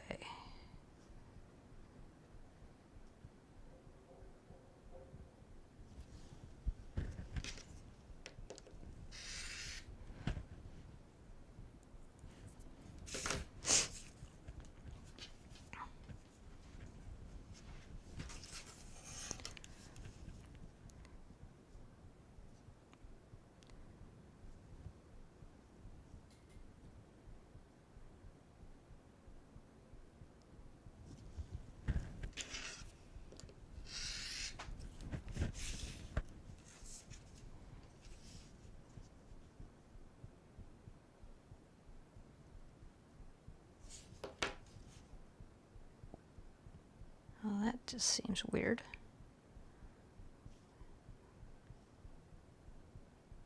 Yeah, that's about right.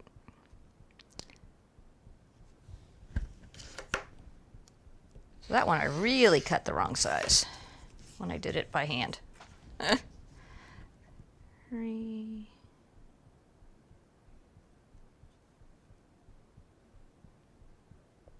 I have to go back and square this one up again because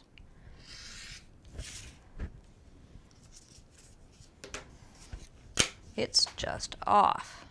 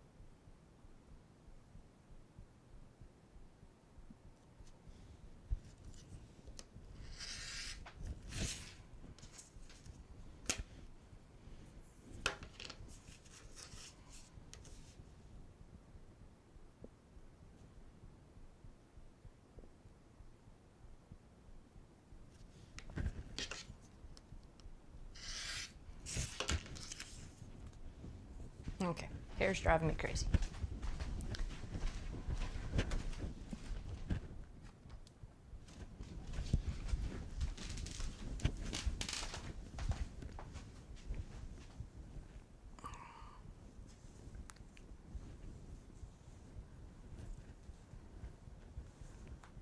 Once I'm done cutting these, I'll put it back down, but boy, it keeps falling in my face. Which doesn't help with trying to line up a ruler.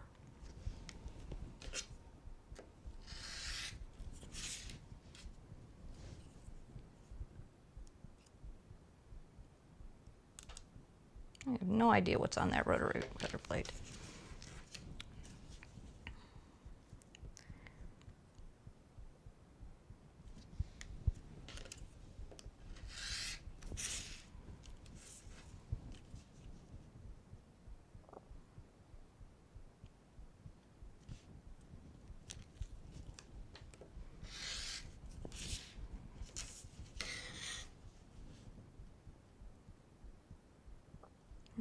3 inches, not 3 1/8.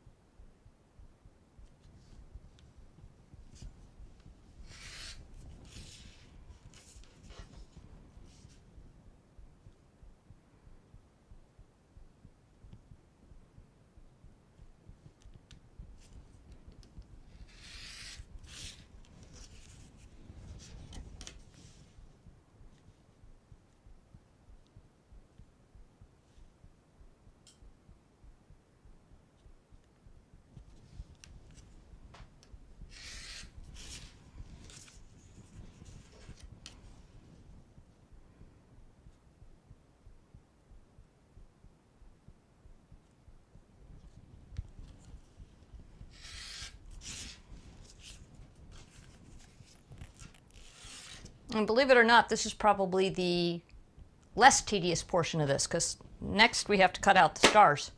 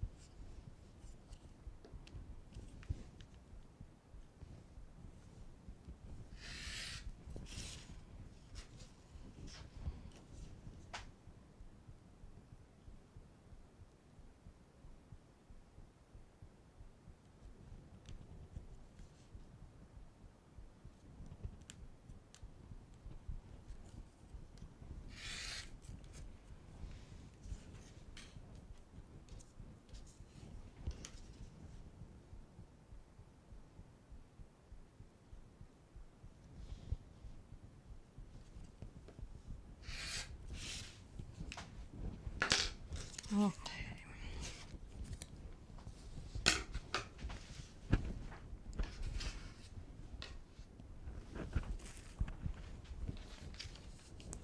So I'm thinking that this would have been easier to do if I had just cut a 3-inch strip and then cut it into 3-inch squares and put the star on after the fact. The problem is the star doesn't need the fusible interfacing, the outside of the star does. No, I don't know the easiest way to do this.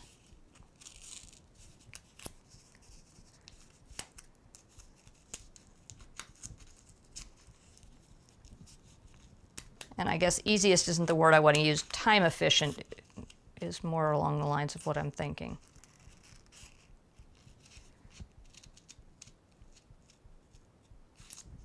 I mean, obviously the best way to do this is to have like a Cricut or the Brother machine, whatever that's called. I can't remember off the top of my head.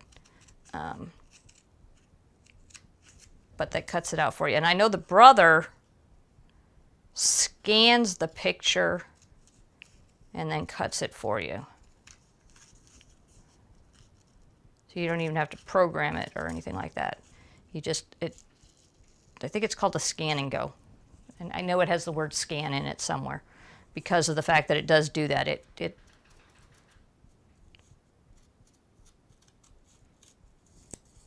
Sorry, something odd sounding came from the downstairs area of my house.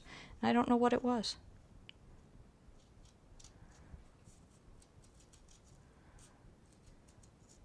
But anyway, yeah, I know the Brother one scans things and then cuts them out.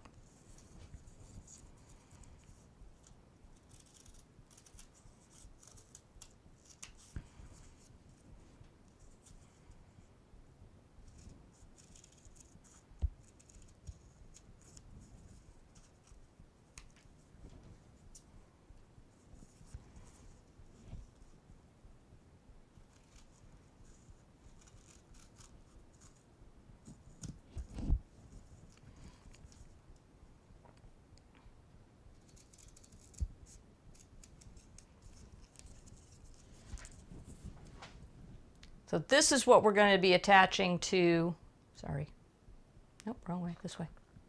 This is what we're going to be attaching to the quilt. And then the fabric that is behind it is what's going to shine through. It's going to be a window.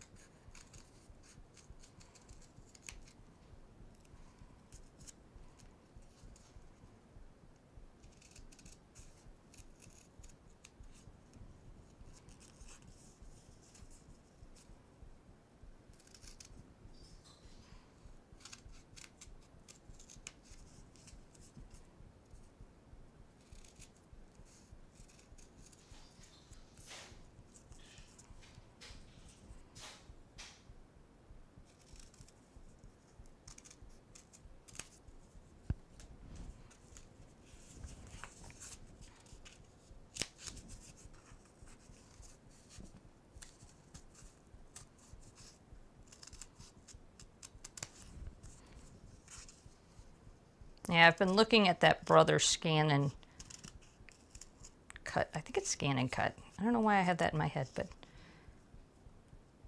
because I'd been looking at Cricuts for a lot of years, but didn't see any real reason to get it. I wanted one, but it wasn't something I had to have. So I've never bothered to buy one. But then I saw an advertisement for the Brother version and absolutely fell in love with that one.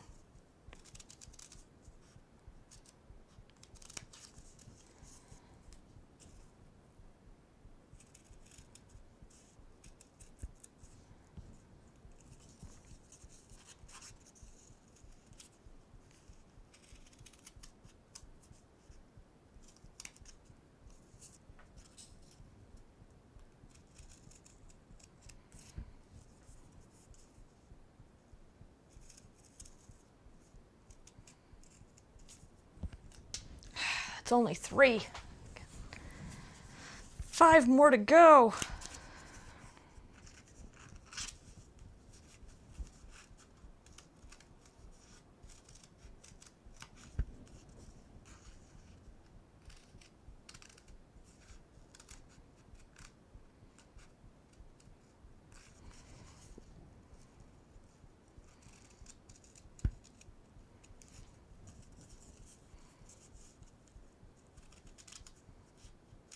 So I'm thinking, as I'm sitting here doing this cutting and having, it's just tedious, not really mind-challenging work. I've been designing my sewing room for the next house we buy, because we know we are not going to stay in this one forever. And one of the things I'm thinking I might have to add is a sink, which I hadn't really thought of before. But as I'm messing with my fingers here, I getting this lead, well, it's not lead anymore, whatever goes into pencils these days, all over my fingers. And I'd like to be able to just go somewhere nearby, and I mean, it's not like my bathroom is that far away, it's just over there. But And I'm going to have a bathroom in the next place, in my sewing studio, crafting studio. It's not sewing, it's not just sewing, it's crafting. I do other things. I'm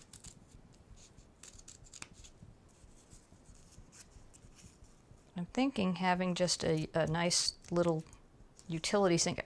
I'm thinking, like, I don't know if, like at a nail salon, they have just the sink that sits there. I might have to do that. See about putting that in there.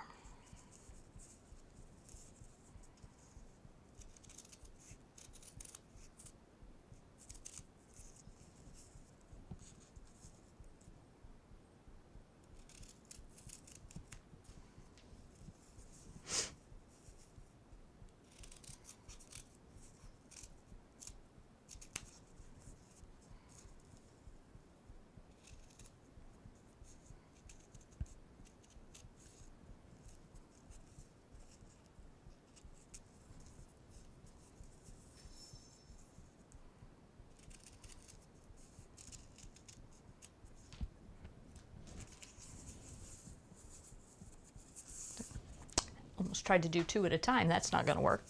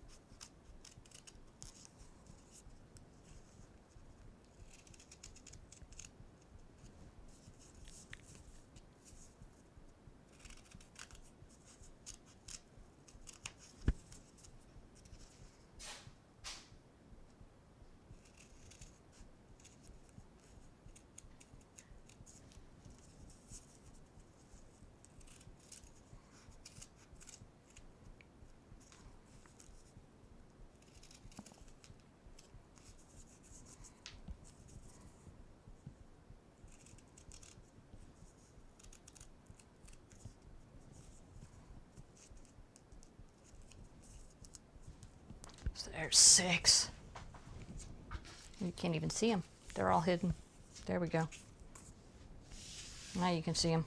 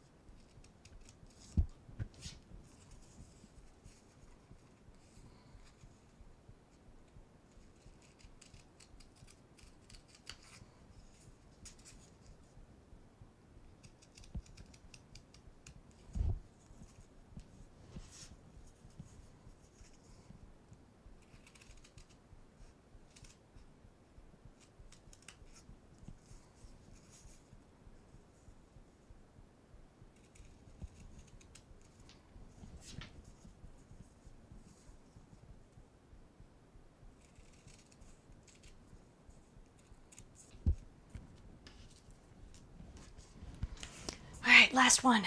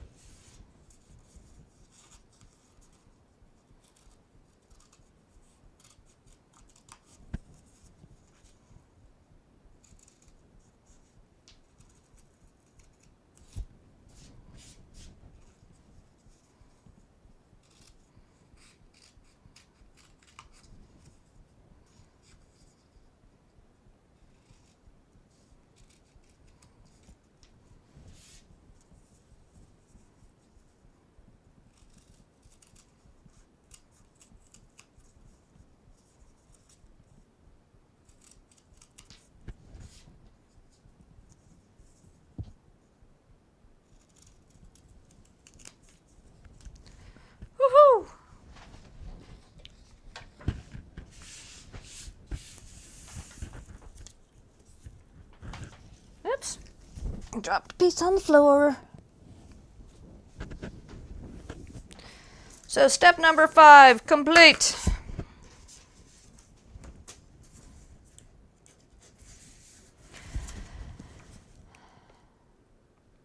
Fuse waves and one each small and large star to wrong side of red solids and swirls and 2 small stars to wrong side of gold solid. Cut out shapes. Do not remove paper. Okay, so now we're going to make our red waves. Let's bring you back out that way.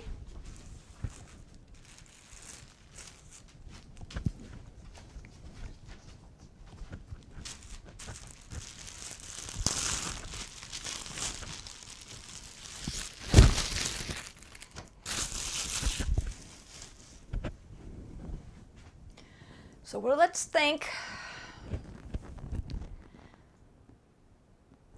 The fabric is 42 inches wide.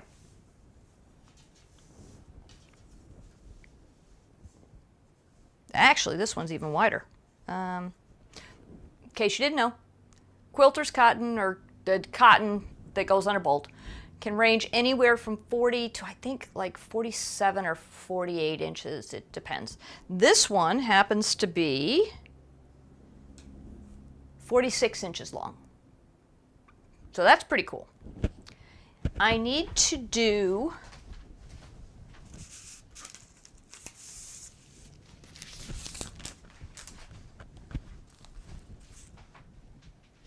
four 35-inch long strips out of this. And it needs to be continuous. So let's see here. How wide is this?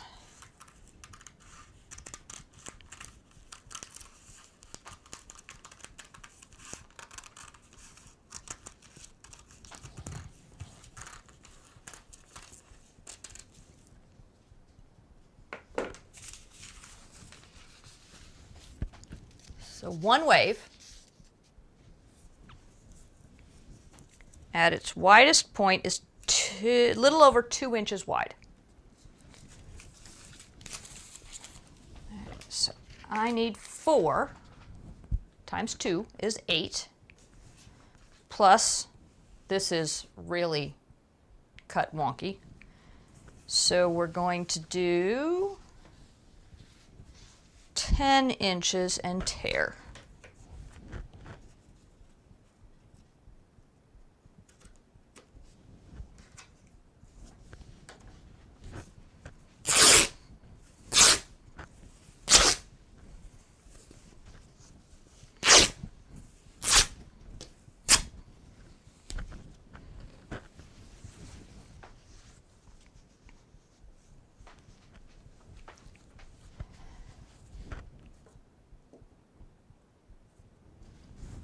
In addition to the waves,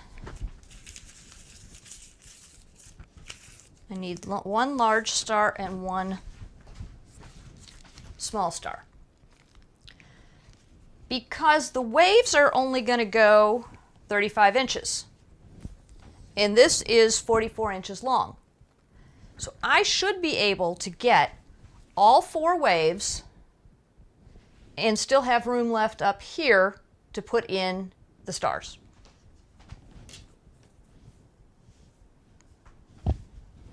Let's get rid of the strings. And do I need to press this? I don't need to press it now. I'll press it when I'm done, because I will need to press it when I'm done. All right, where's the first one I cut out? There it is. So I'm going to leave I'm going to cut off one side at the edge. Here. Let's go back to that. There we go.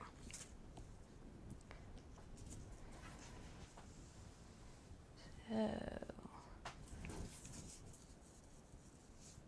I'm gonna leave one side, and I don't want it on the selvage, so I need to move it over a little bit, but I don't care about that side. I'm gonna just leave that there. And I cut off fusible batting right at the edge there.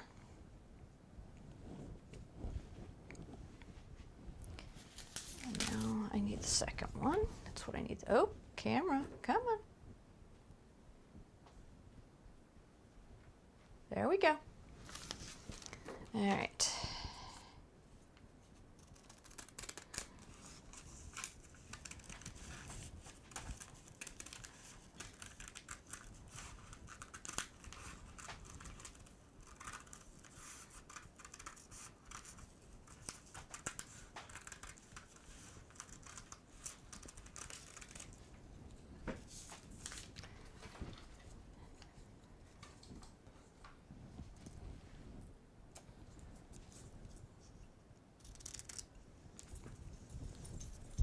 Hey, big kitty.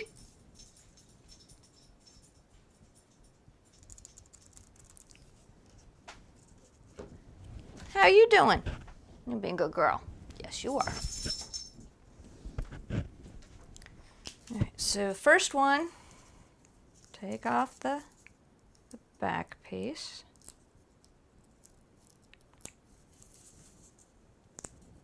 Seriously? There we go.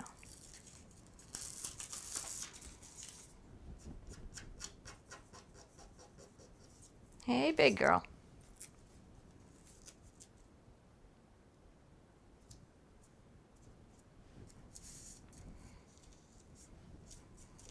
There's one.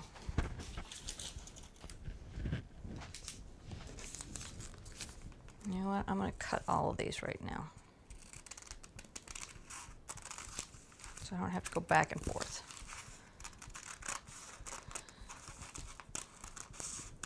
Callie, please don't eat that cord. Good girl.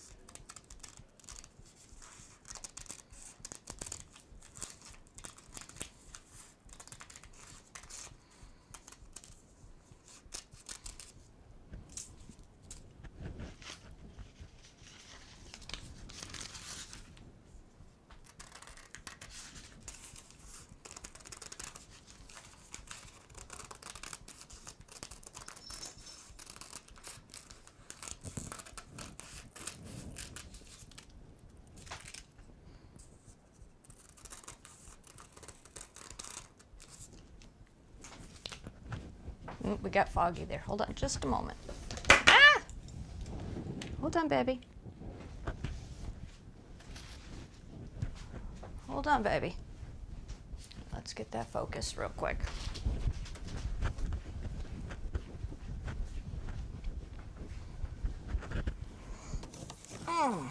Let's see.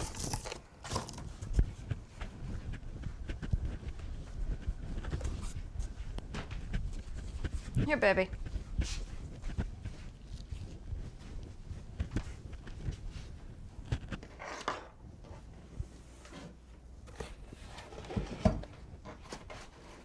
There we go.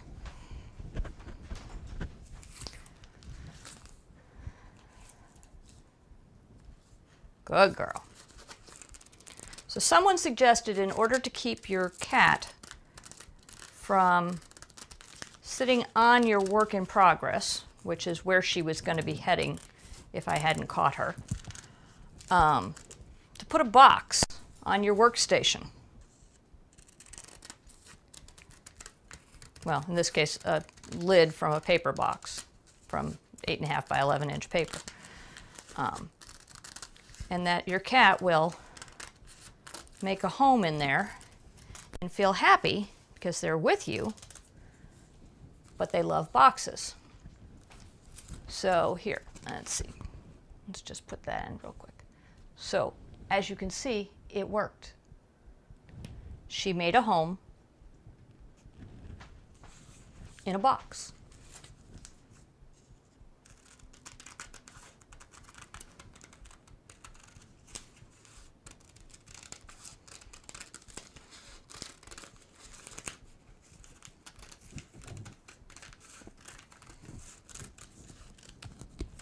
Because one of her favorite places to sleep is on my ironing board.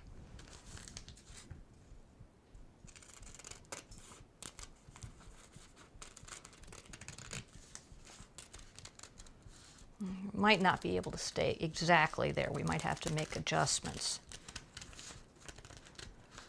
Because I have I think they're called ballers for creating balls of yarn.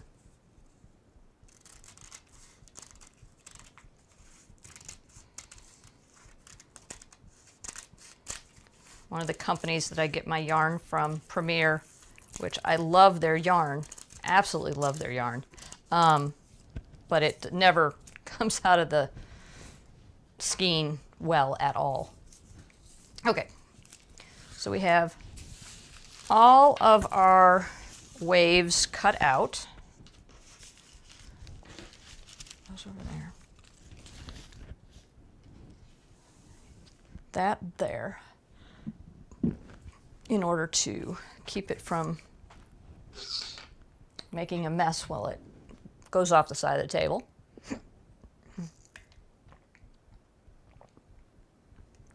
Ooh, hiccups.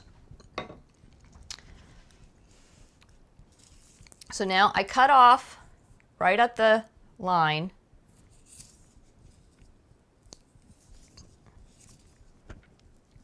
And I'm going to match up with the strip before it, or the wave before it.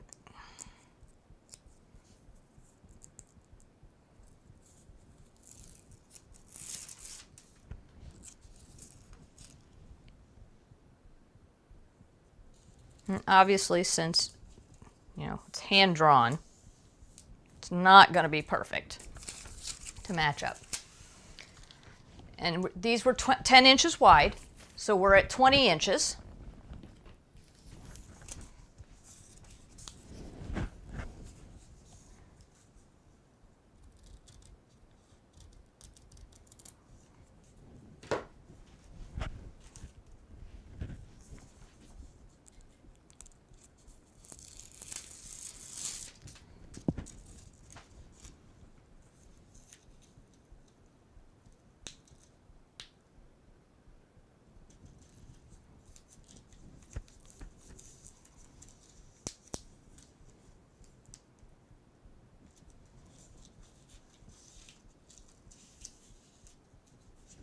Now we've got 30 inches. And since we need 35 per wave, I'm going to go back and do the next.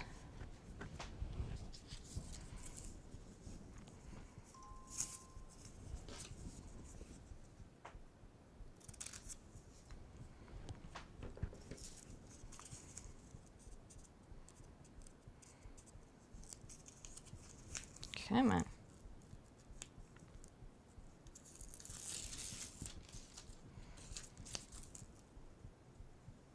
And we don't need them right on top of each other because we're going to put them on somewhere else later. Because these are all going to be cut out.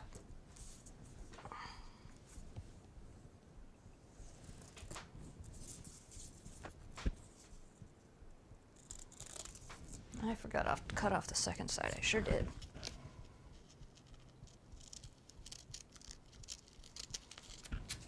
Get that out of the way. There we go.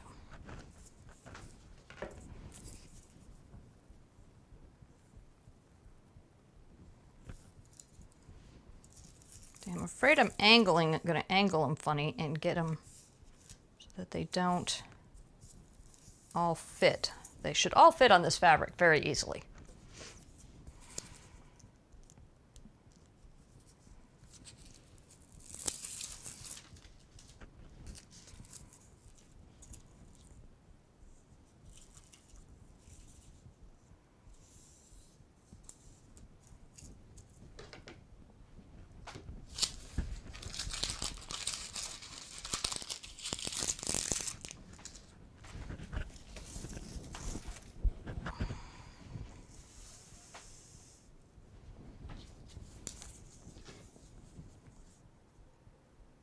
I'm getting sticky stuff all over my fingers.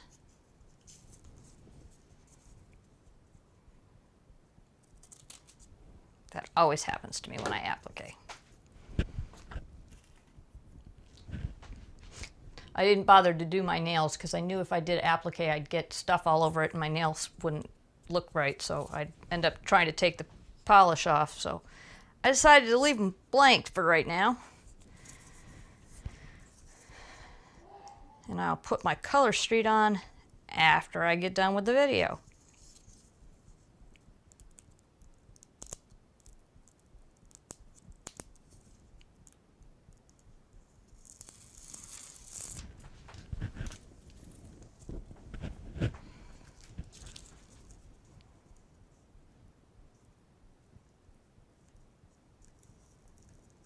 And thanks to my Color Street supplier, Taryn, magicalnailsbytaryn.com, I have 3 free sets coming to me too, so I have to go look at those after I get done here. Figure out which ones I want.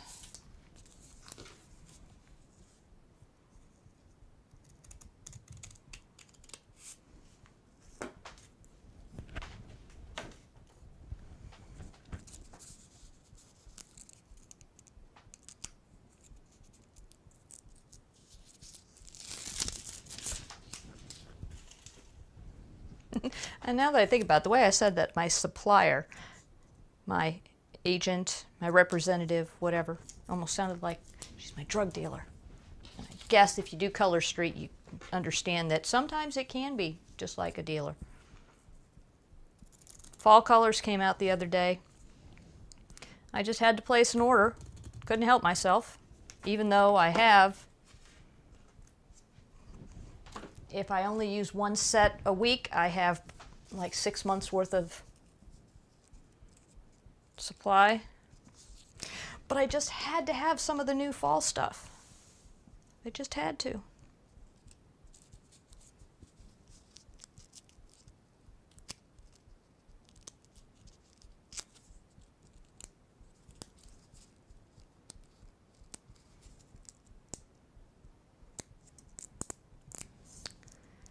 Oh, it's being difficult again. There we go. Come on.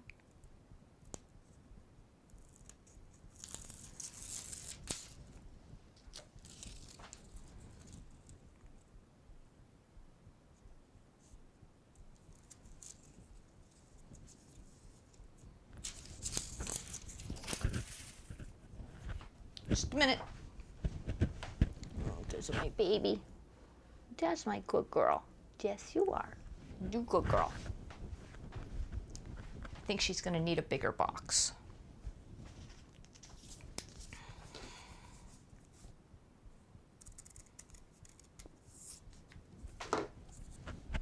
Because we only ordered a half a case instead of the full case of 8.5 by 11 paper last time. But I'm thinking about it. I think we have the last ream in the printer right now, so I can go ahead and order some more. And then she can have a new lid.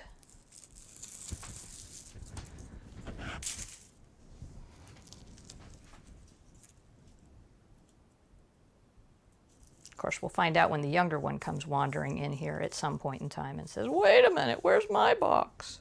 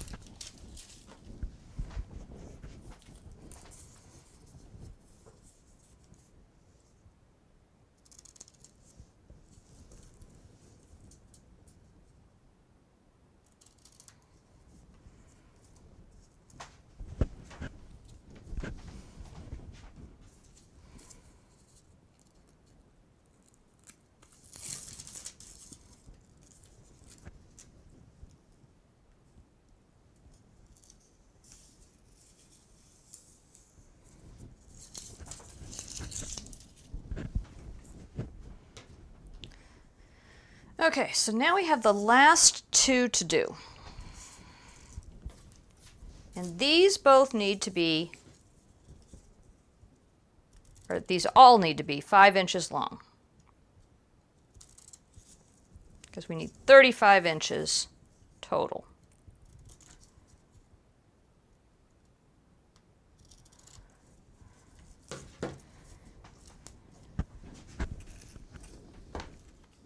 So, ruler.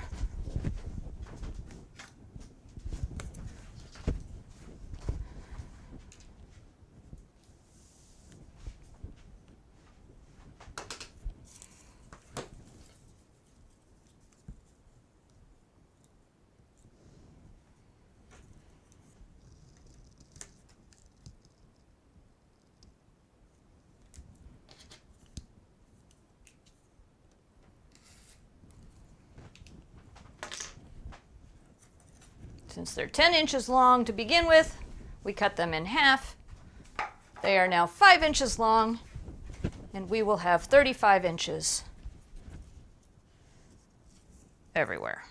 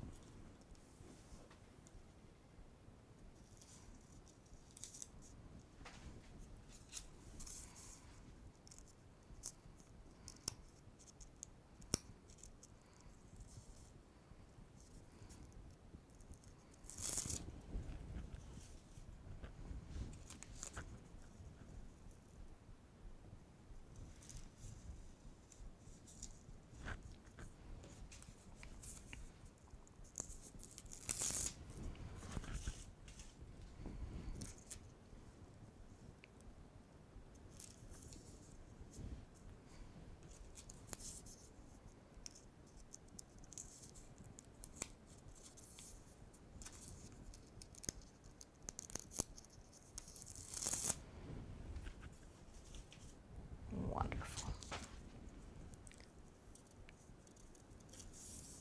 And then, like I said, I knew I was going to have some room on the end. I have room to put my big star and my little star.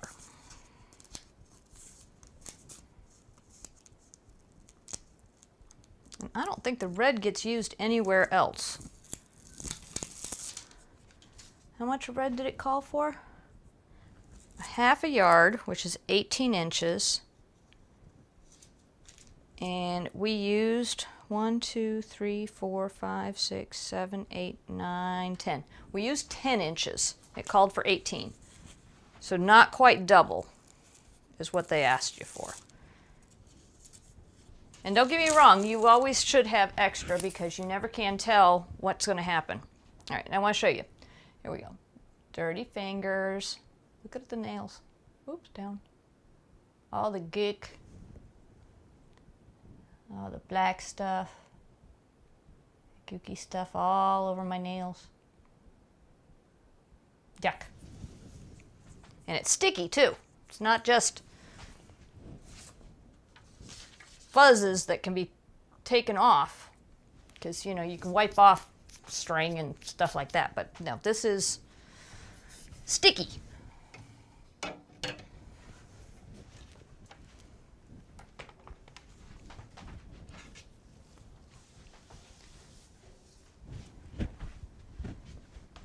Since this is all so long, I am going to press it. And I'm going to be supervised by my Kit Kat. Good girl. Yes, good girl.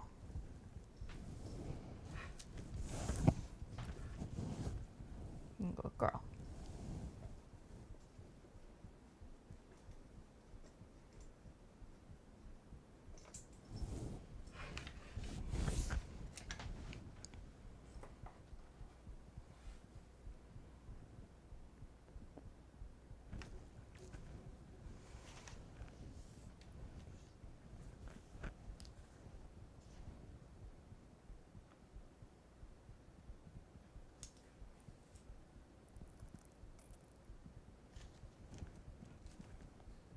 You're okay, baby girl. Nobody's gonna get you.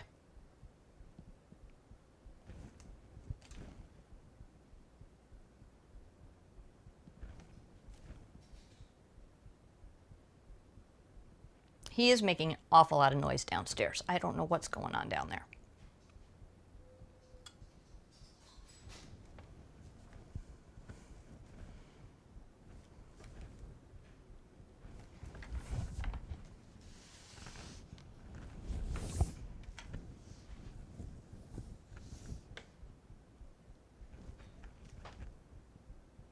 I keep looking out the door thinking that there's a cat or something going on outside. No, he's doing something downstairs. I don't know what's... He's supposed to be working in his office. Yep, here goes Kit Kat. She's got to go find out. He's making an awful lot of racket. There you go. You got a nice shot at a pretty girl. Nice shot at a pretty girl.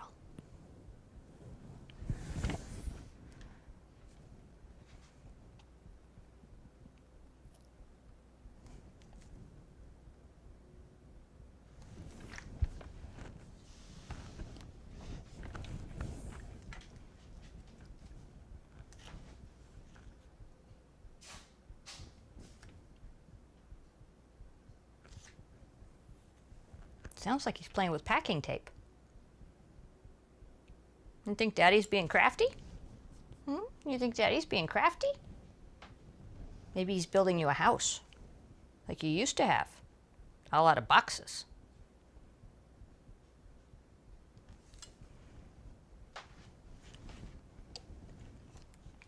Don't get me wrong, she's got real stuff, like cat trees and all that good stuff, but she used to love... We took duct tape and some old packing boxes, put holes in them and connected them so she could have, yeah, loved it. She loved it. The little one wasn't around yet, so I'm sure she would love it too.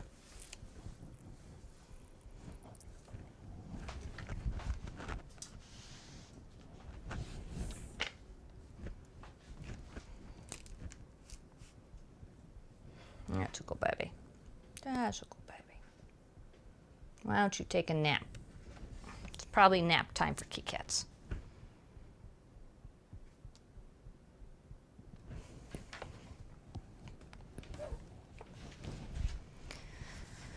All right, so we have pressed all of this down.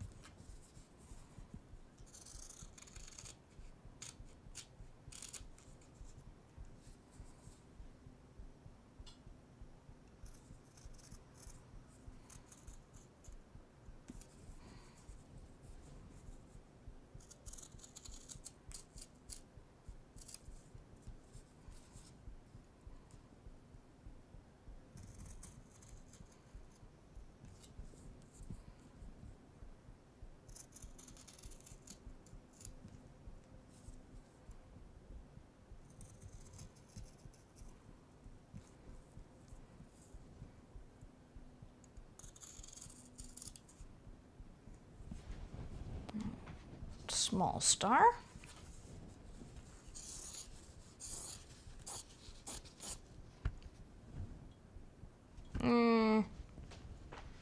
Garbage. I need to not save things like that.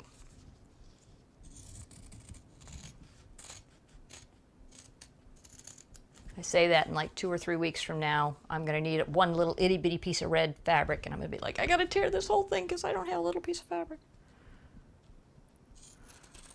But it was mostly salvage, so I'm not feeling too bad about it.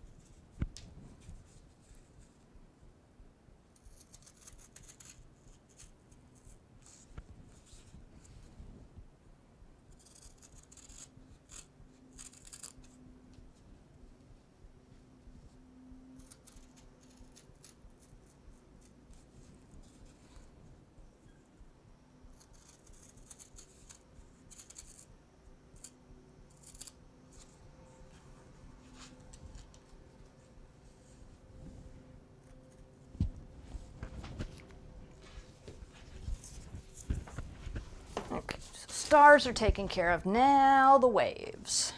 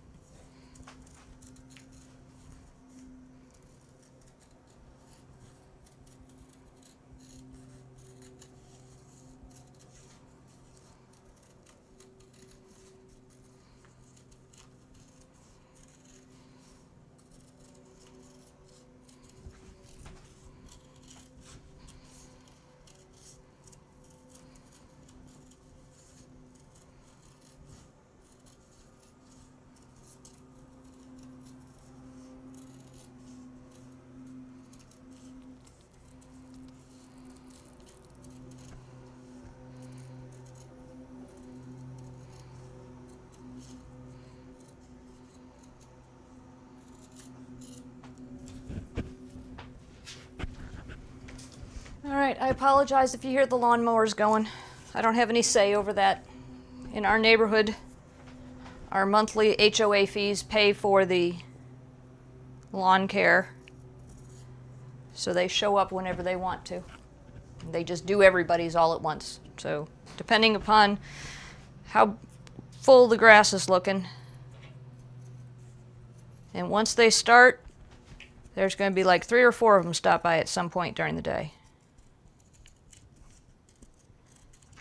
Because we get the cutters, then we get the trimmers, and then we get the blowers.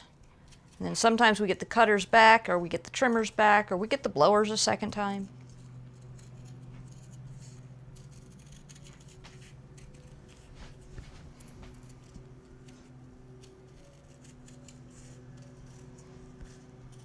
Thinking of blowers, I didn't turn the fan on today. It's still 75 in here. That's pretty good.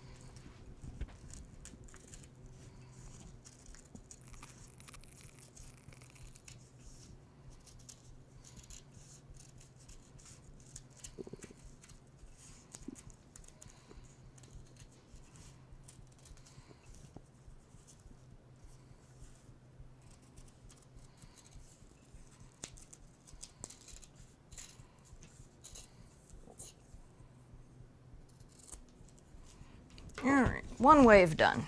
Oops. I do not want this to get wrinkled, so I'm going to see. I don't think it'll do that. No. So it's going to have to go fabric side down. The fabric will stick to this. I love my design wall. It keeps things out of the way.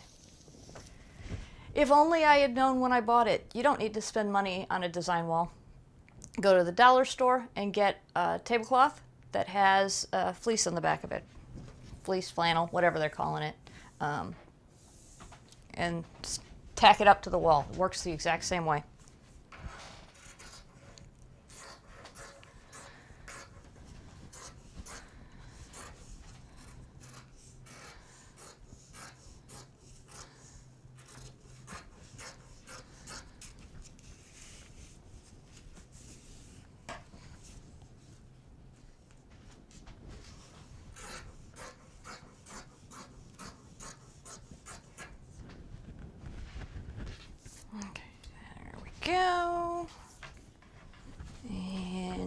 Yeah.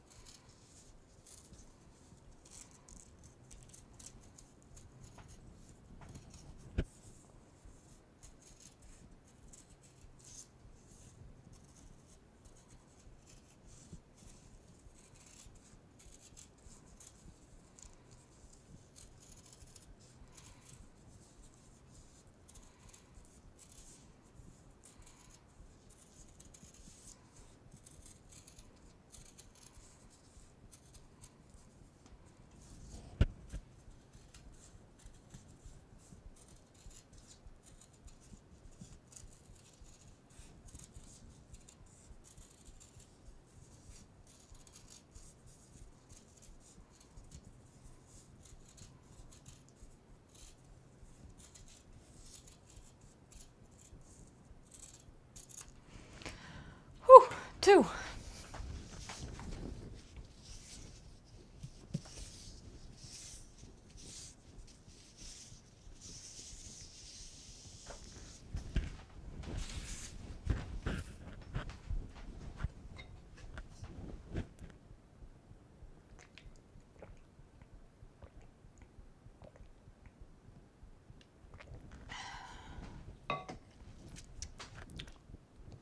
So something it just dawned on me that I'm looking at, it never tells you to cut out the blue big stars and the blue little star. That's odd. It must tell me to do that somewhere, I would think.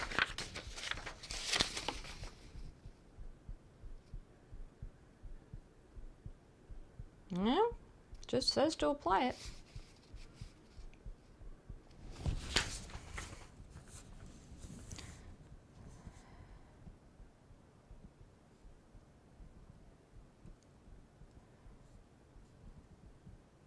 Few border star squares. Oh, it does say 2 large stars and 1 small star to wrong side of navy. All right, so I missed it. It was all in one paragraph. 2 large, 1 small, because that goes with the gold. I wonder, is this strip big enough? Probably not. No, it's not wide enough. Good enough for that one. Oh, well. Sorry, that was one of those moments where I went, oh, I feel like I just realized I forgot something.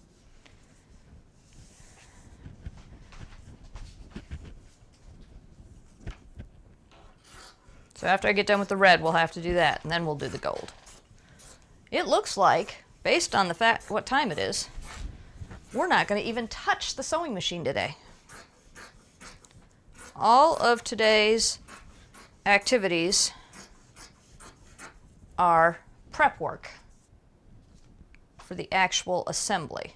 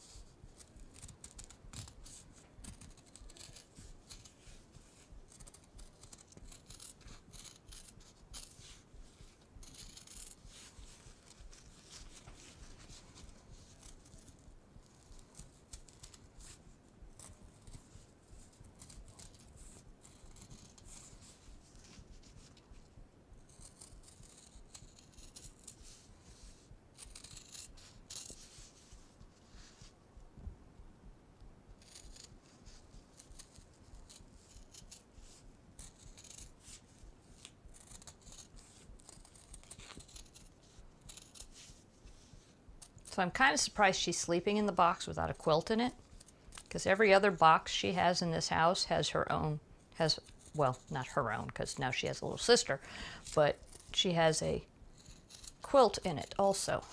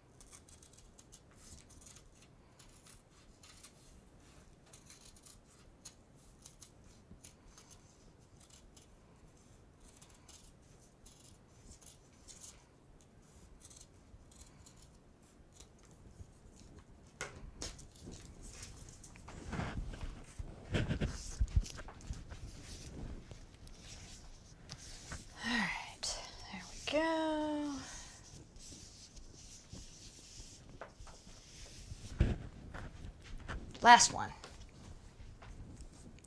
So something else I was thinking about as I was cutting, because again, what else do you do while you're doing something boring, tedious like this? I mentioned that it would probably be about $50 to make 2 of these. Because of the amount of fusible interfacing it takes, I'm going to bump that up to $60 to make 2. Because it took definitely one whole package of fusible interface, fusible webbing, whatever they call it. And to make one, it took an entire package. So you're going to need 2 packages. And depending upon where you get it, and I just get mine on Amazon, I want to say it's like $15 for 3 packs or something like that.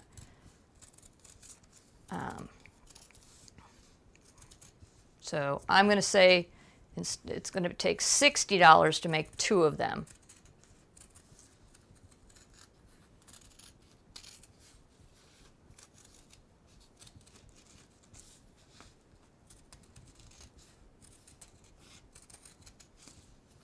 And they're not going to be very big wall hangings. They're going to be wall hanging. Well, I guess you could use it as a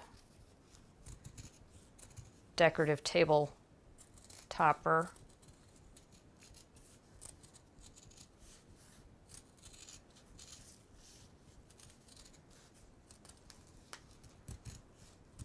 Oh, and I'm leaning towards using the tan that they made me buy 2 yards of as my backing.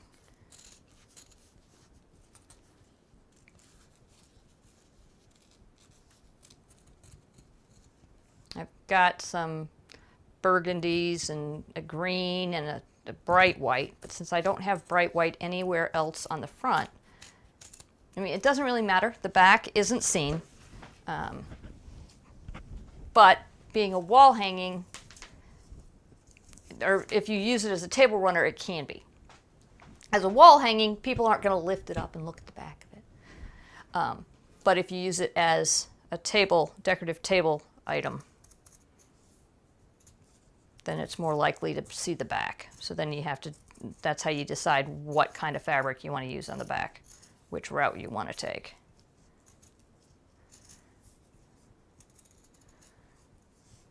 And don't get me wrong, in my world, my mother would probably walk in and lift it up and look to see what's on the back of it, even if it's hanging on the wall.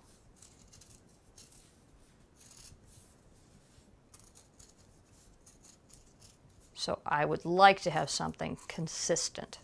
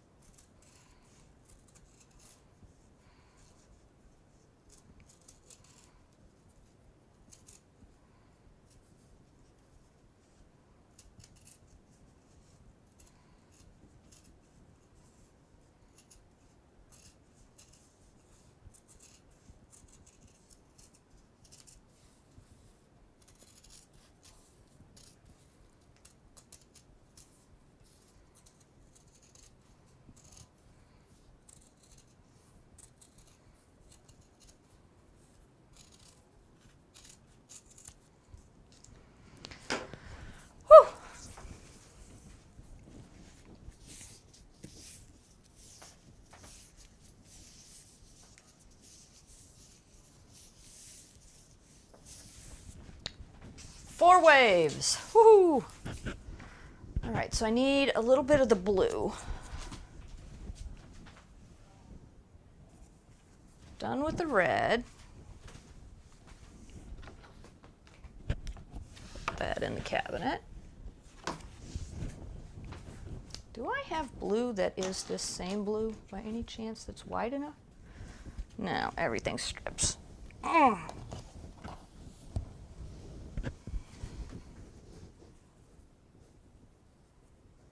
I have some other blues that would look good. I've got some fat quartz. I've got a lot of blues actually now that I'm looking at it. All right, let's see. Where is my big star? 2 big stars, 1 little star. And the big star is 1, 2, 3, 4, 5 inches wide. So if I had a charm pack, I could use that to make these. I don't, but if I did.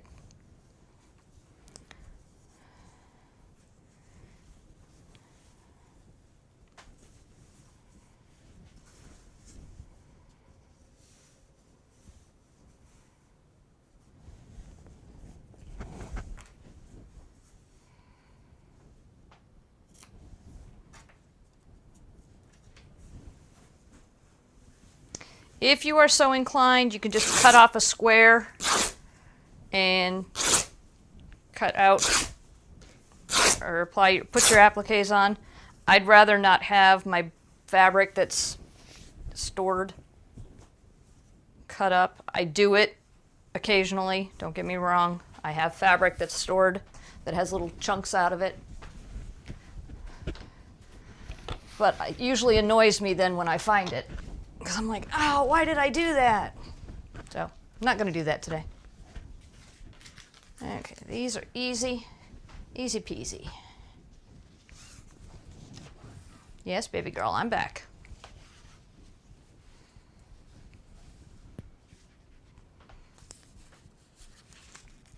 I'm just going to leave both of them together. Not even going to bother taking them apart and sticking them on the blue fabric.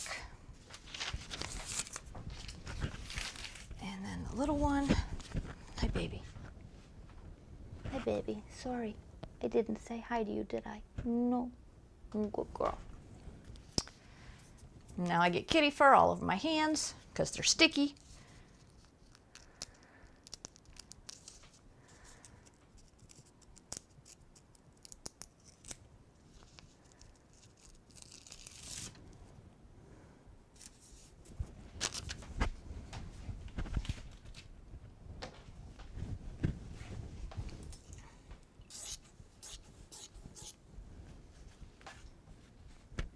No, you don't get to play with my fabric.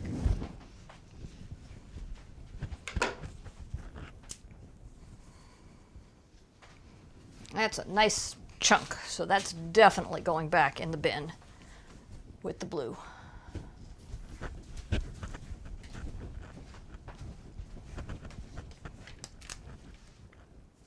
I'm sorry. So, multitasking. Good girl.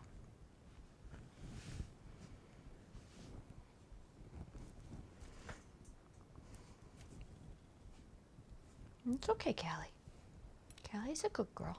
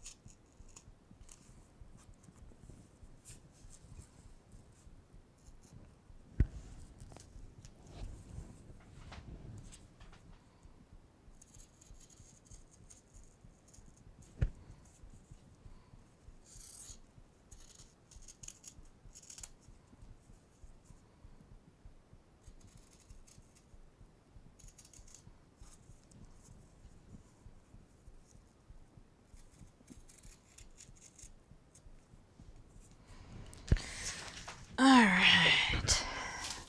Navy's done.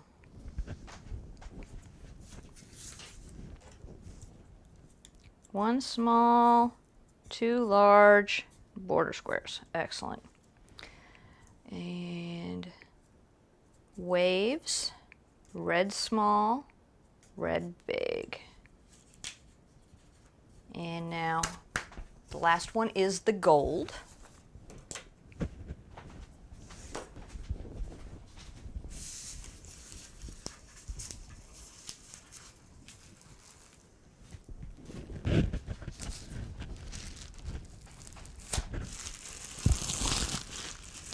And the gold, they told you to buy a half a yard, just like the red. But I think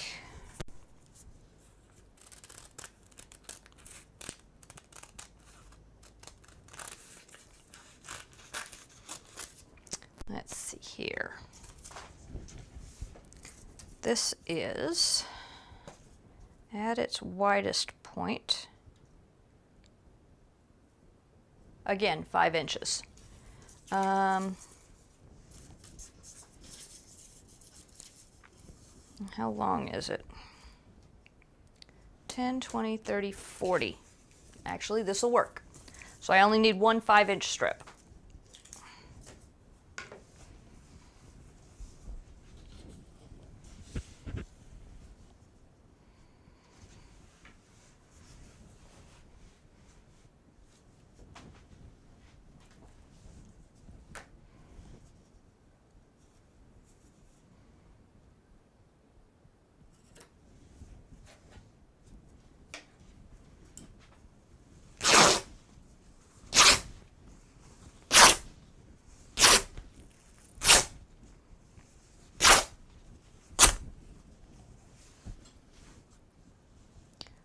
I don't know where to put the gold.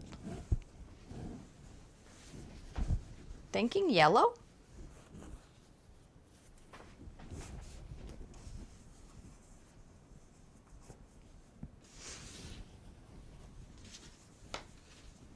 Yeah, I'll put it in yellow.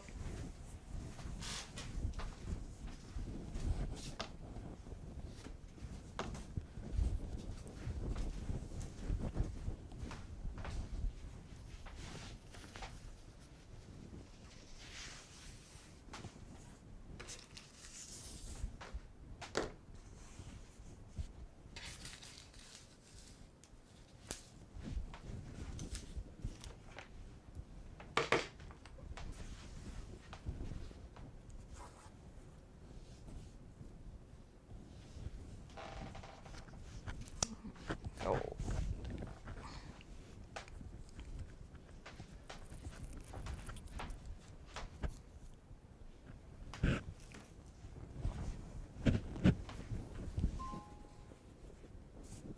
Yep.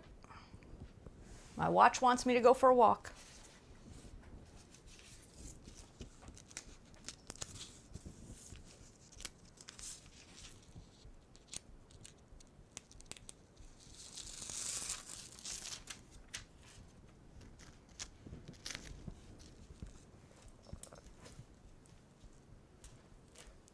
Hey, baby girl. Hey, baby girl. It's okay. Lay back down.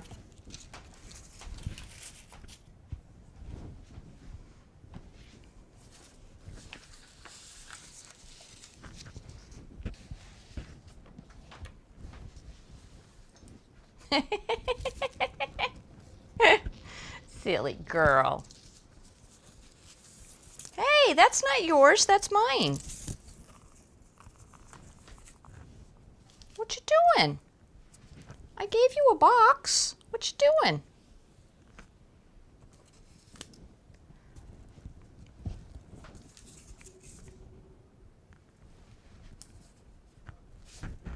You can step on there if you want. There you go. Go back in the box.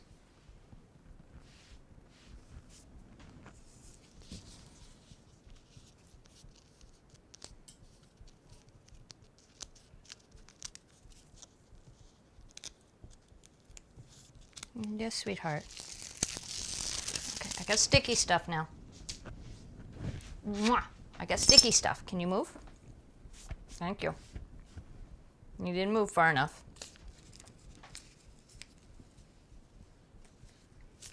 Callie.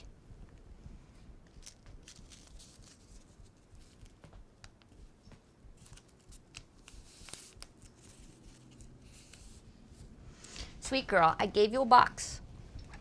Okay, why don't you get in the box? Thank you.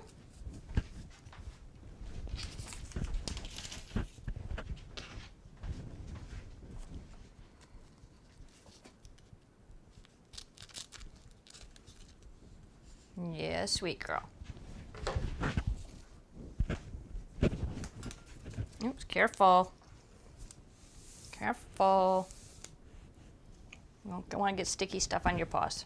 Okay, come on, back in the box. Since it looks like I'm going to have assistance here, I'm going to start pressing now, so it stays. I get kitty fur in my face.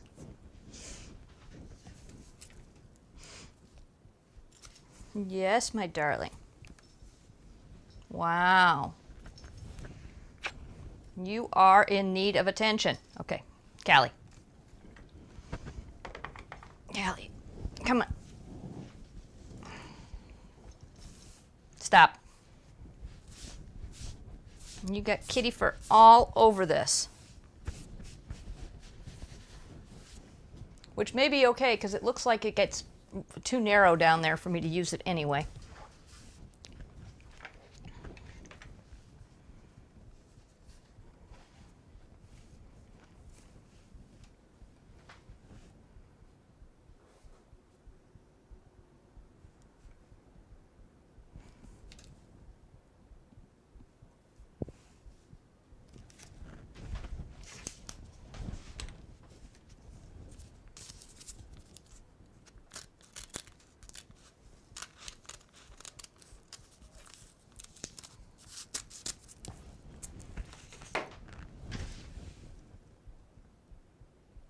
I've got water in here. I'll spray you if you don't stop.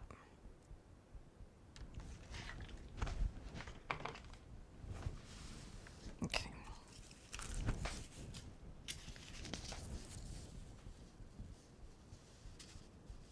Well, it still fits. Barely, but it still fits.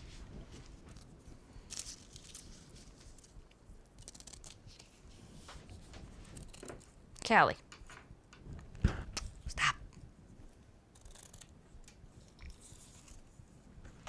No, baby. No, baby. No.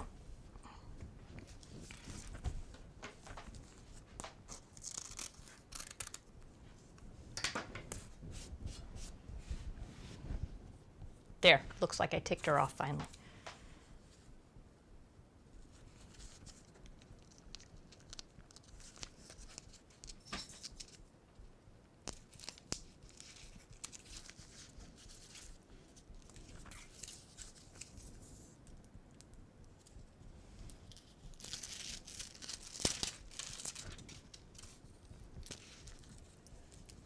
Hey there, baby.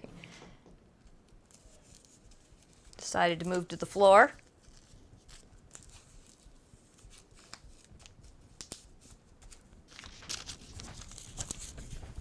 You gonna leave the room?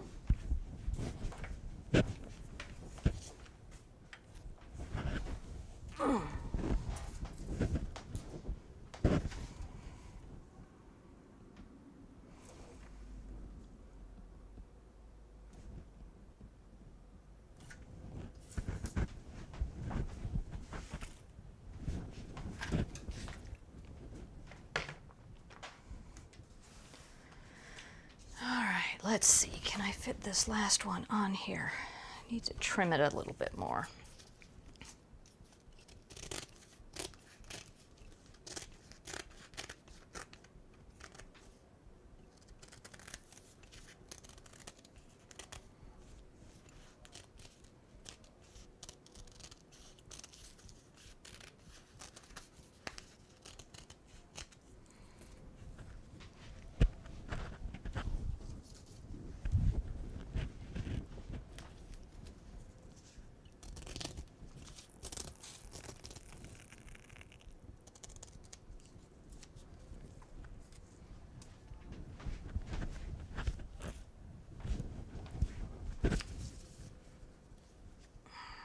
Yes, it'll fit. Woo-hoo. I was really afraid that this was going to be too narrow.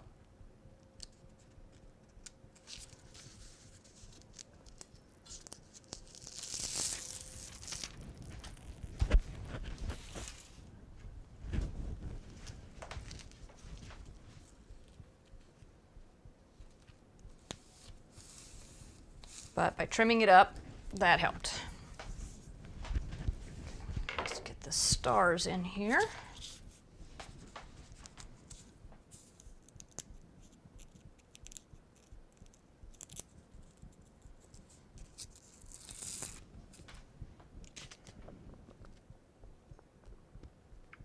I could have kept them together. I didn't have to cut them apart. I thought I was going to have to put them in spots in here. This one is going to have to go into a spot in the side of hoop.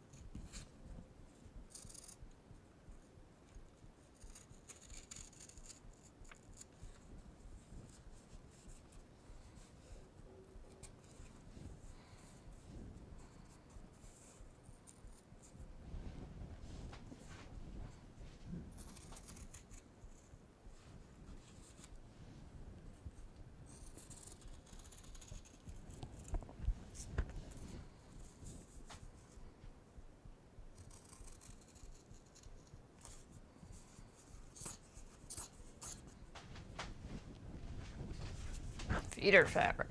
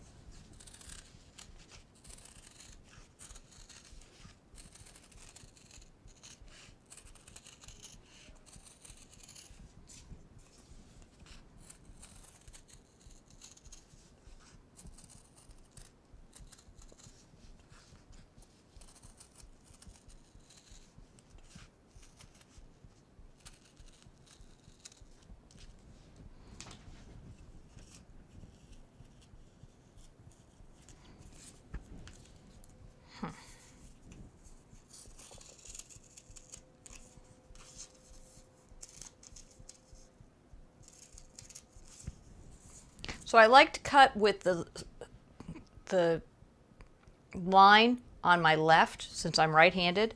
And this is going to be challenging. I think I'm going to have to break out the little scissors to get the detail work done on this scroll. So I'm just going to do all the big chunks on all 4 of them, and then I'll break out the little scissors.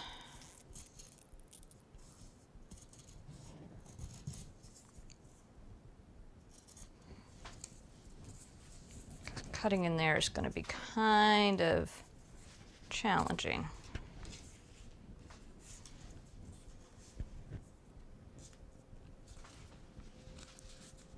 So let's get going in there.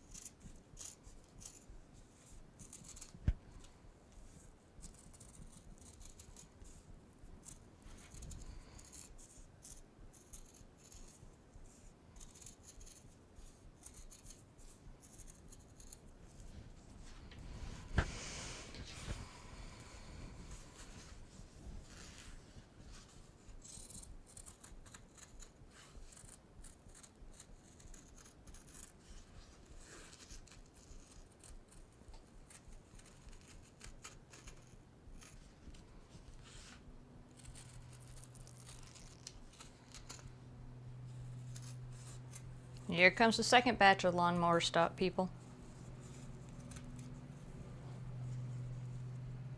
And it sounds like they're still mowing. It doesn't sound like they're trimming or blowing. It actually sounds like they're mowing again.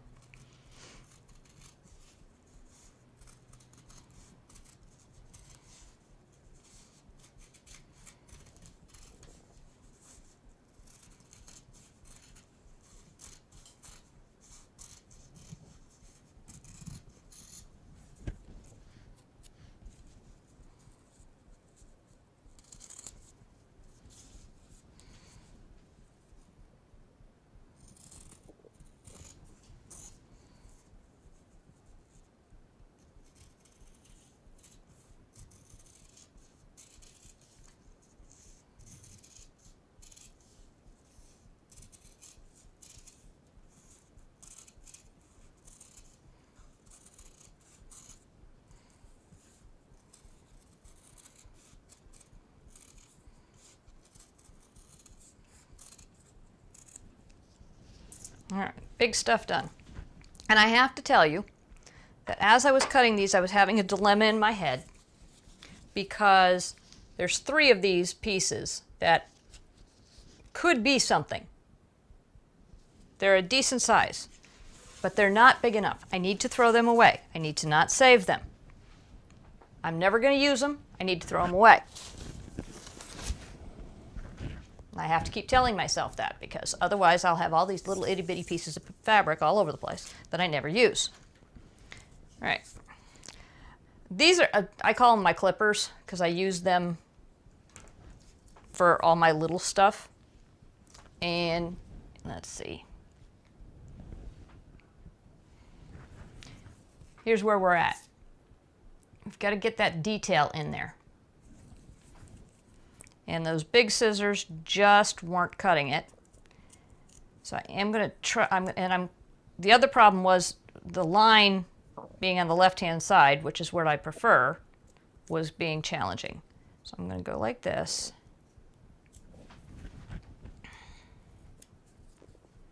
Keeping the line on the left. And try and get... And I'm keeping in my mind the fact that when I blanket stitch these on later, this is going to be a pain in the neck too. Because it's such a small area. Trying to get in there and blanket stitch without making a complete mess of everything is going to be interesting.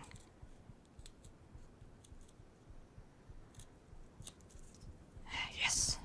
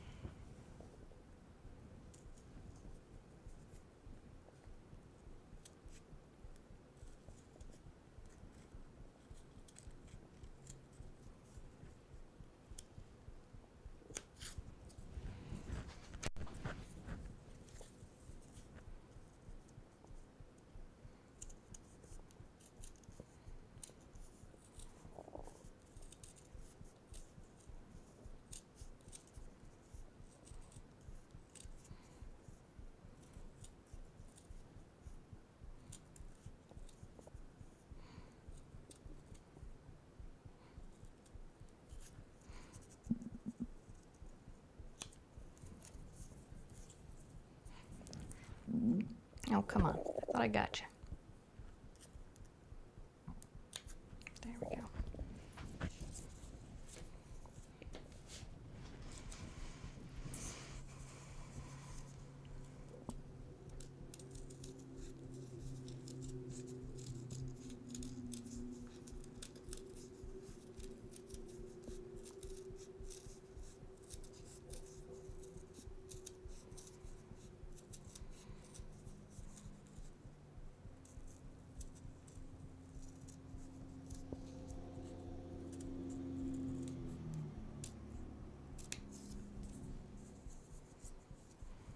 Must be time for all of the construction workers to head out because I'm hearing a ton of them leave.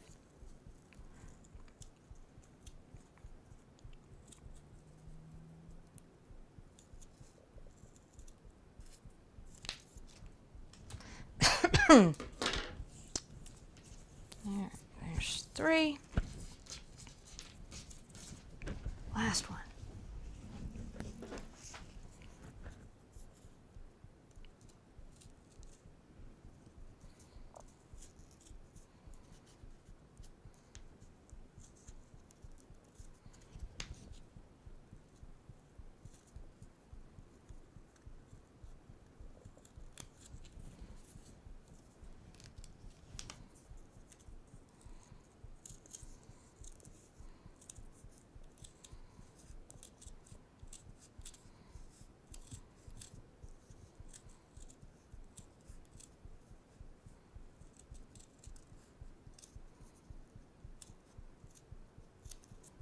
Excellent.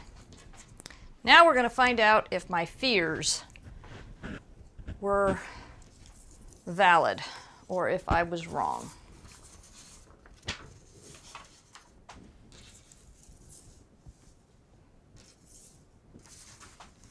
So here is the picture of what it's supposed to look like.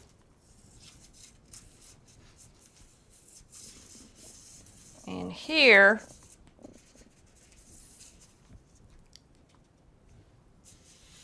let's pull it back.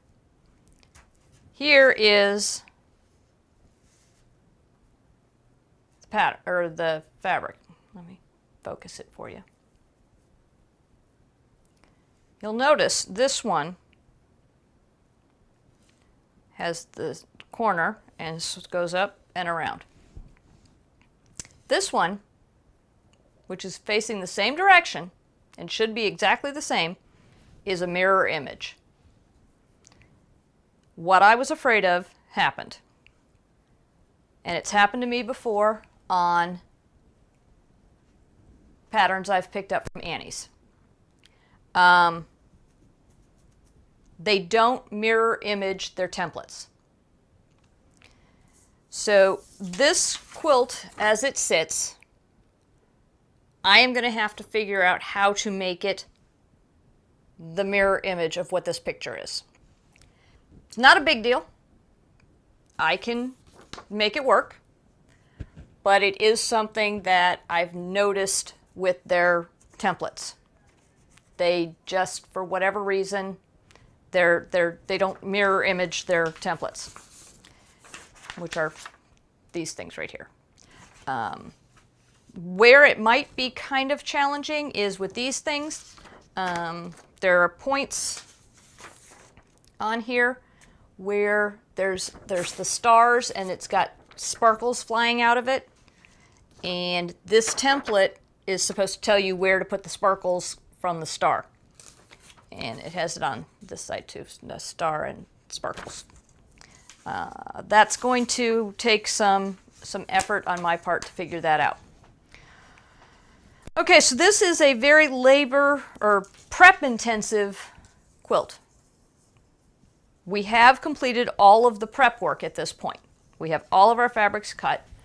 I do not believe that it took all that much time to cut out the 5-inch squares instead of using a charm pack. That may have been maybe 10 minutes. Yeah, maybe a little longer with the folding and the pressing and everything else. So I'll give it a half hour. But we are at 4 hours in, and we have just now completed the prep work for this quilt.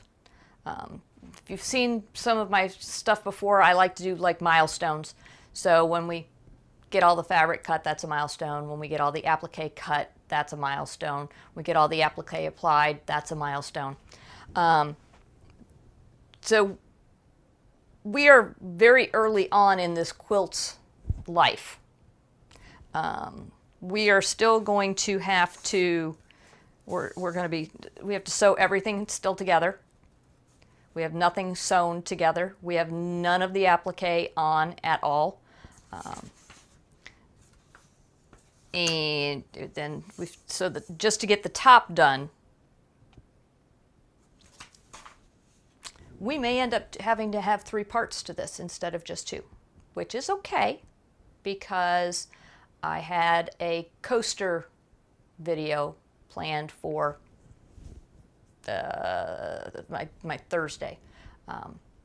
And we may change Thursday to a part 3 for this. We're going to have to wait and see tomorrow and determine where we're going. I don't think I talked too much today to overly drag out the video. I think that it was reasonably well timed, but I guess I could be wrong. So in part 2, the first thing we're going to do is arrange the top border and the bottom border, and that's where we're going to get these in. I am going to probably use cotton thread that goes with the red, the navy, and the gold. I have cotton thread to do that for the blanket stitch for all of these, and still trying to decide if I want to use a metallic gold for the sparkles. I tend to like to have solid cotton quilts. Everything in my quilts are cotton, but I think it would look cool with the metallic gold as the sparkles off the stars. So we may go that route. And we're definitely not going to be quilting it like they've got it quilted. But all right, we will see you all again for part 2, and we will get this going and see how far we can get. We might get it done. I don't think so, but you never can tell. Might be able to get it done. So, Carol Crafty Grandma, like, subscribe, follow, reminders. I need subscribers on YouTube. I need followers on Facebook and Twitch. Need lots of hours, so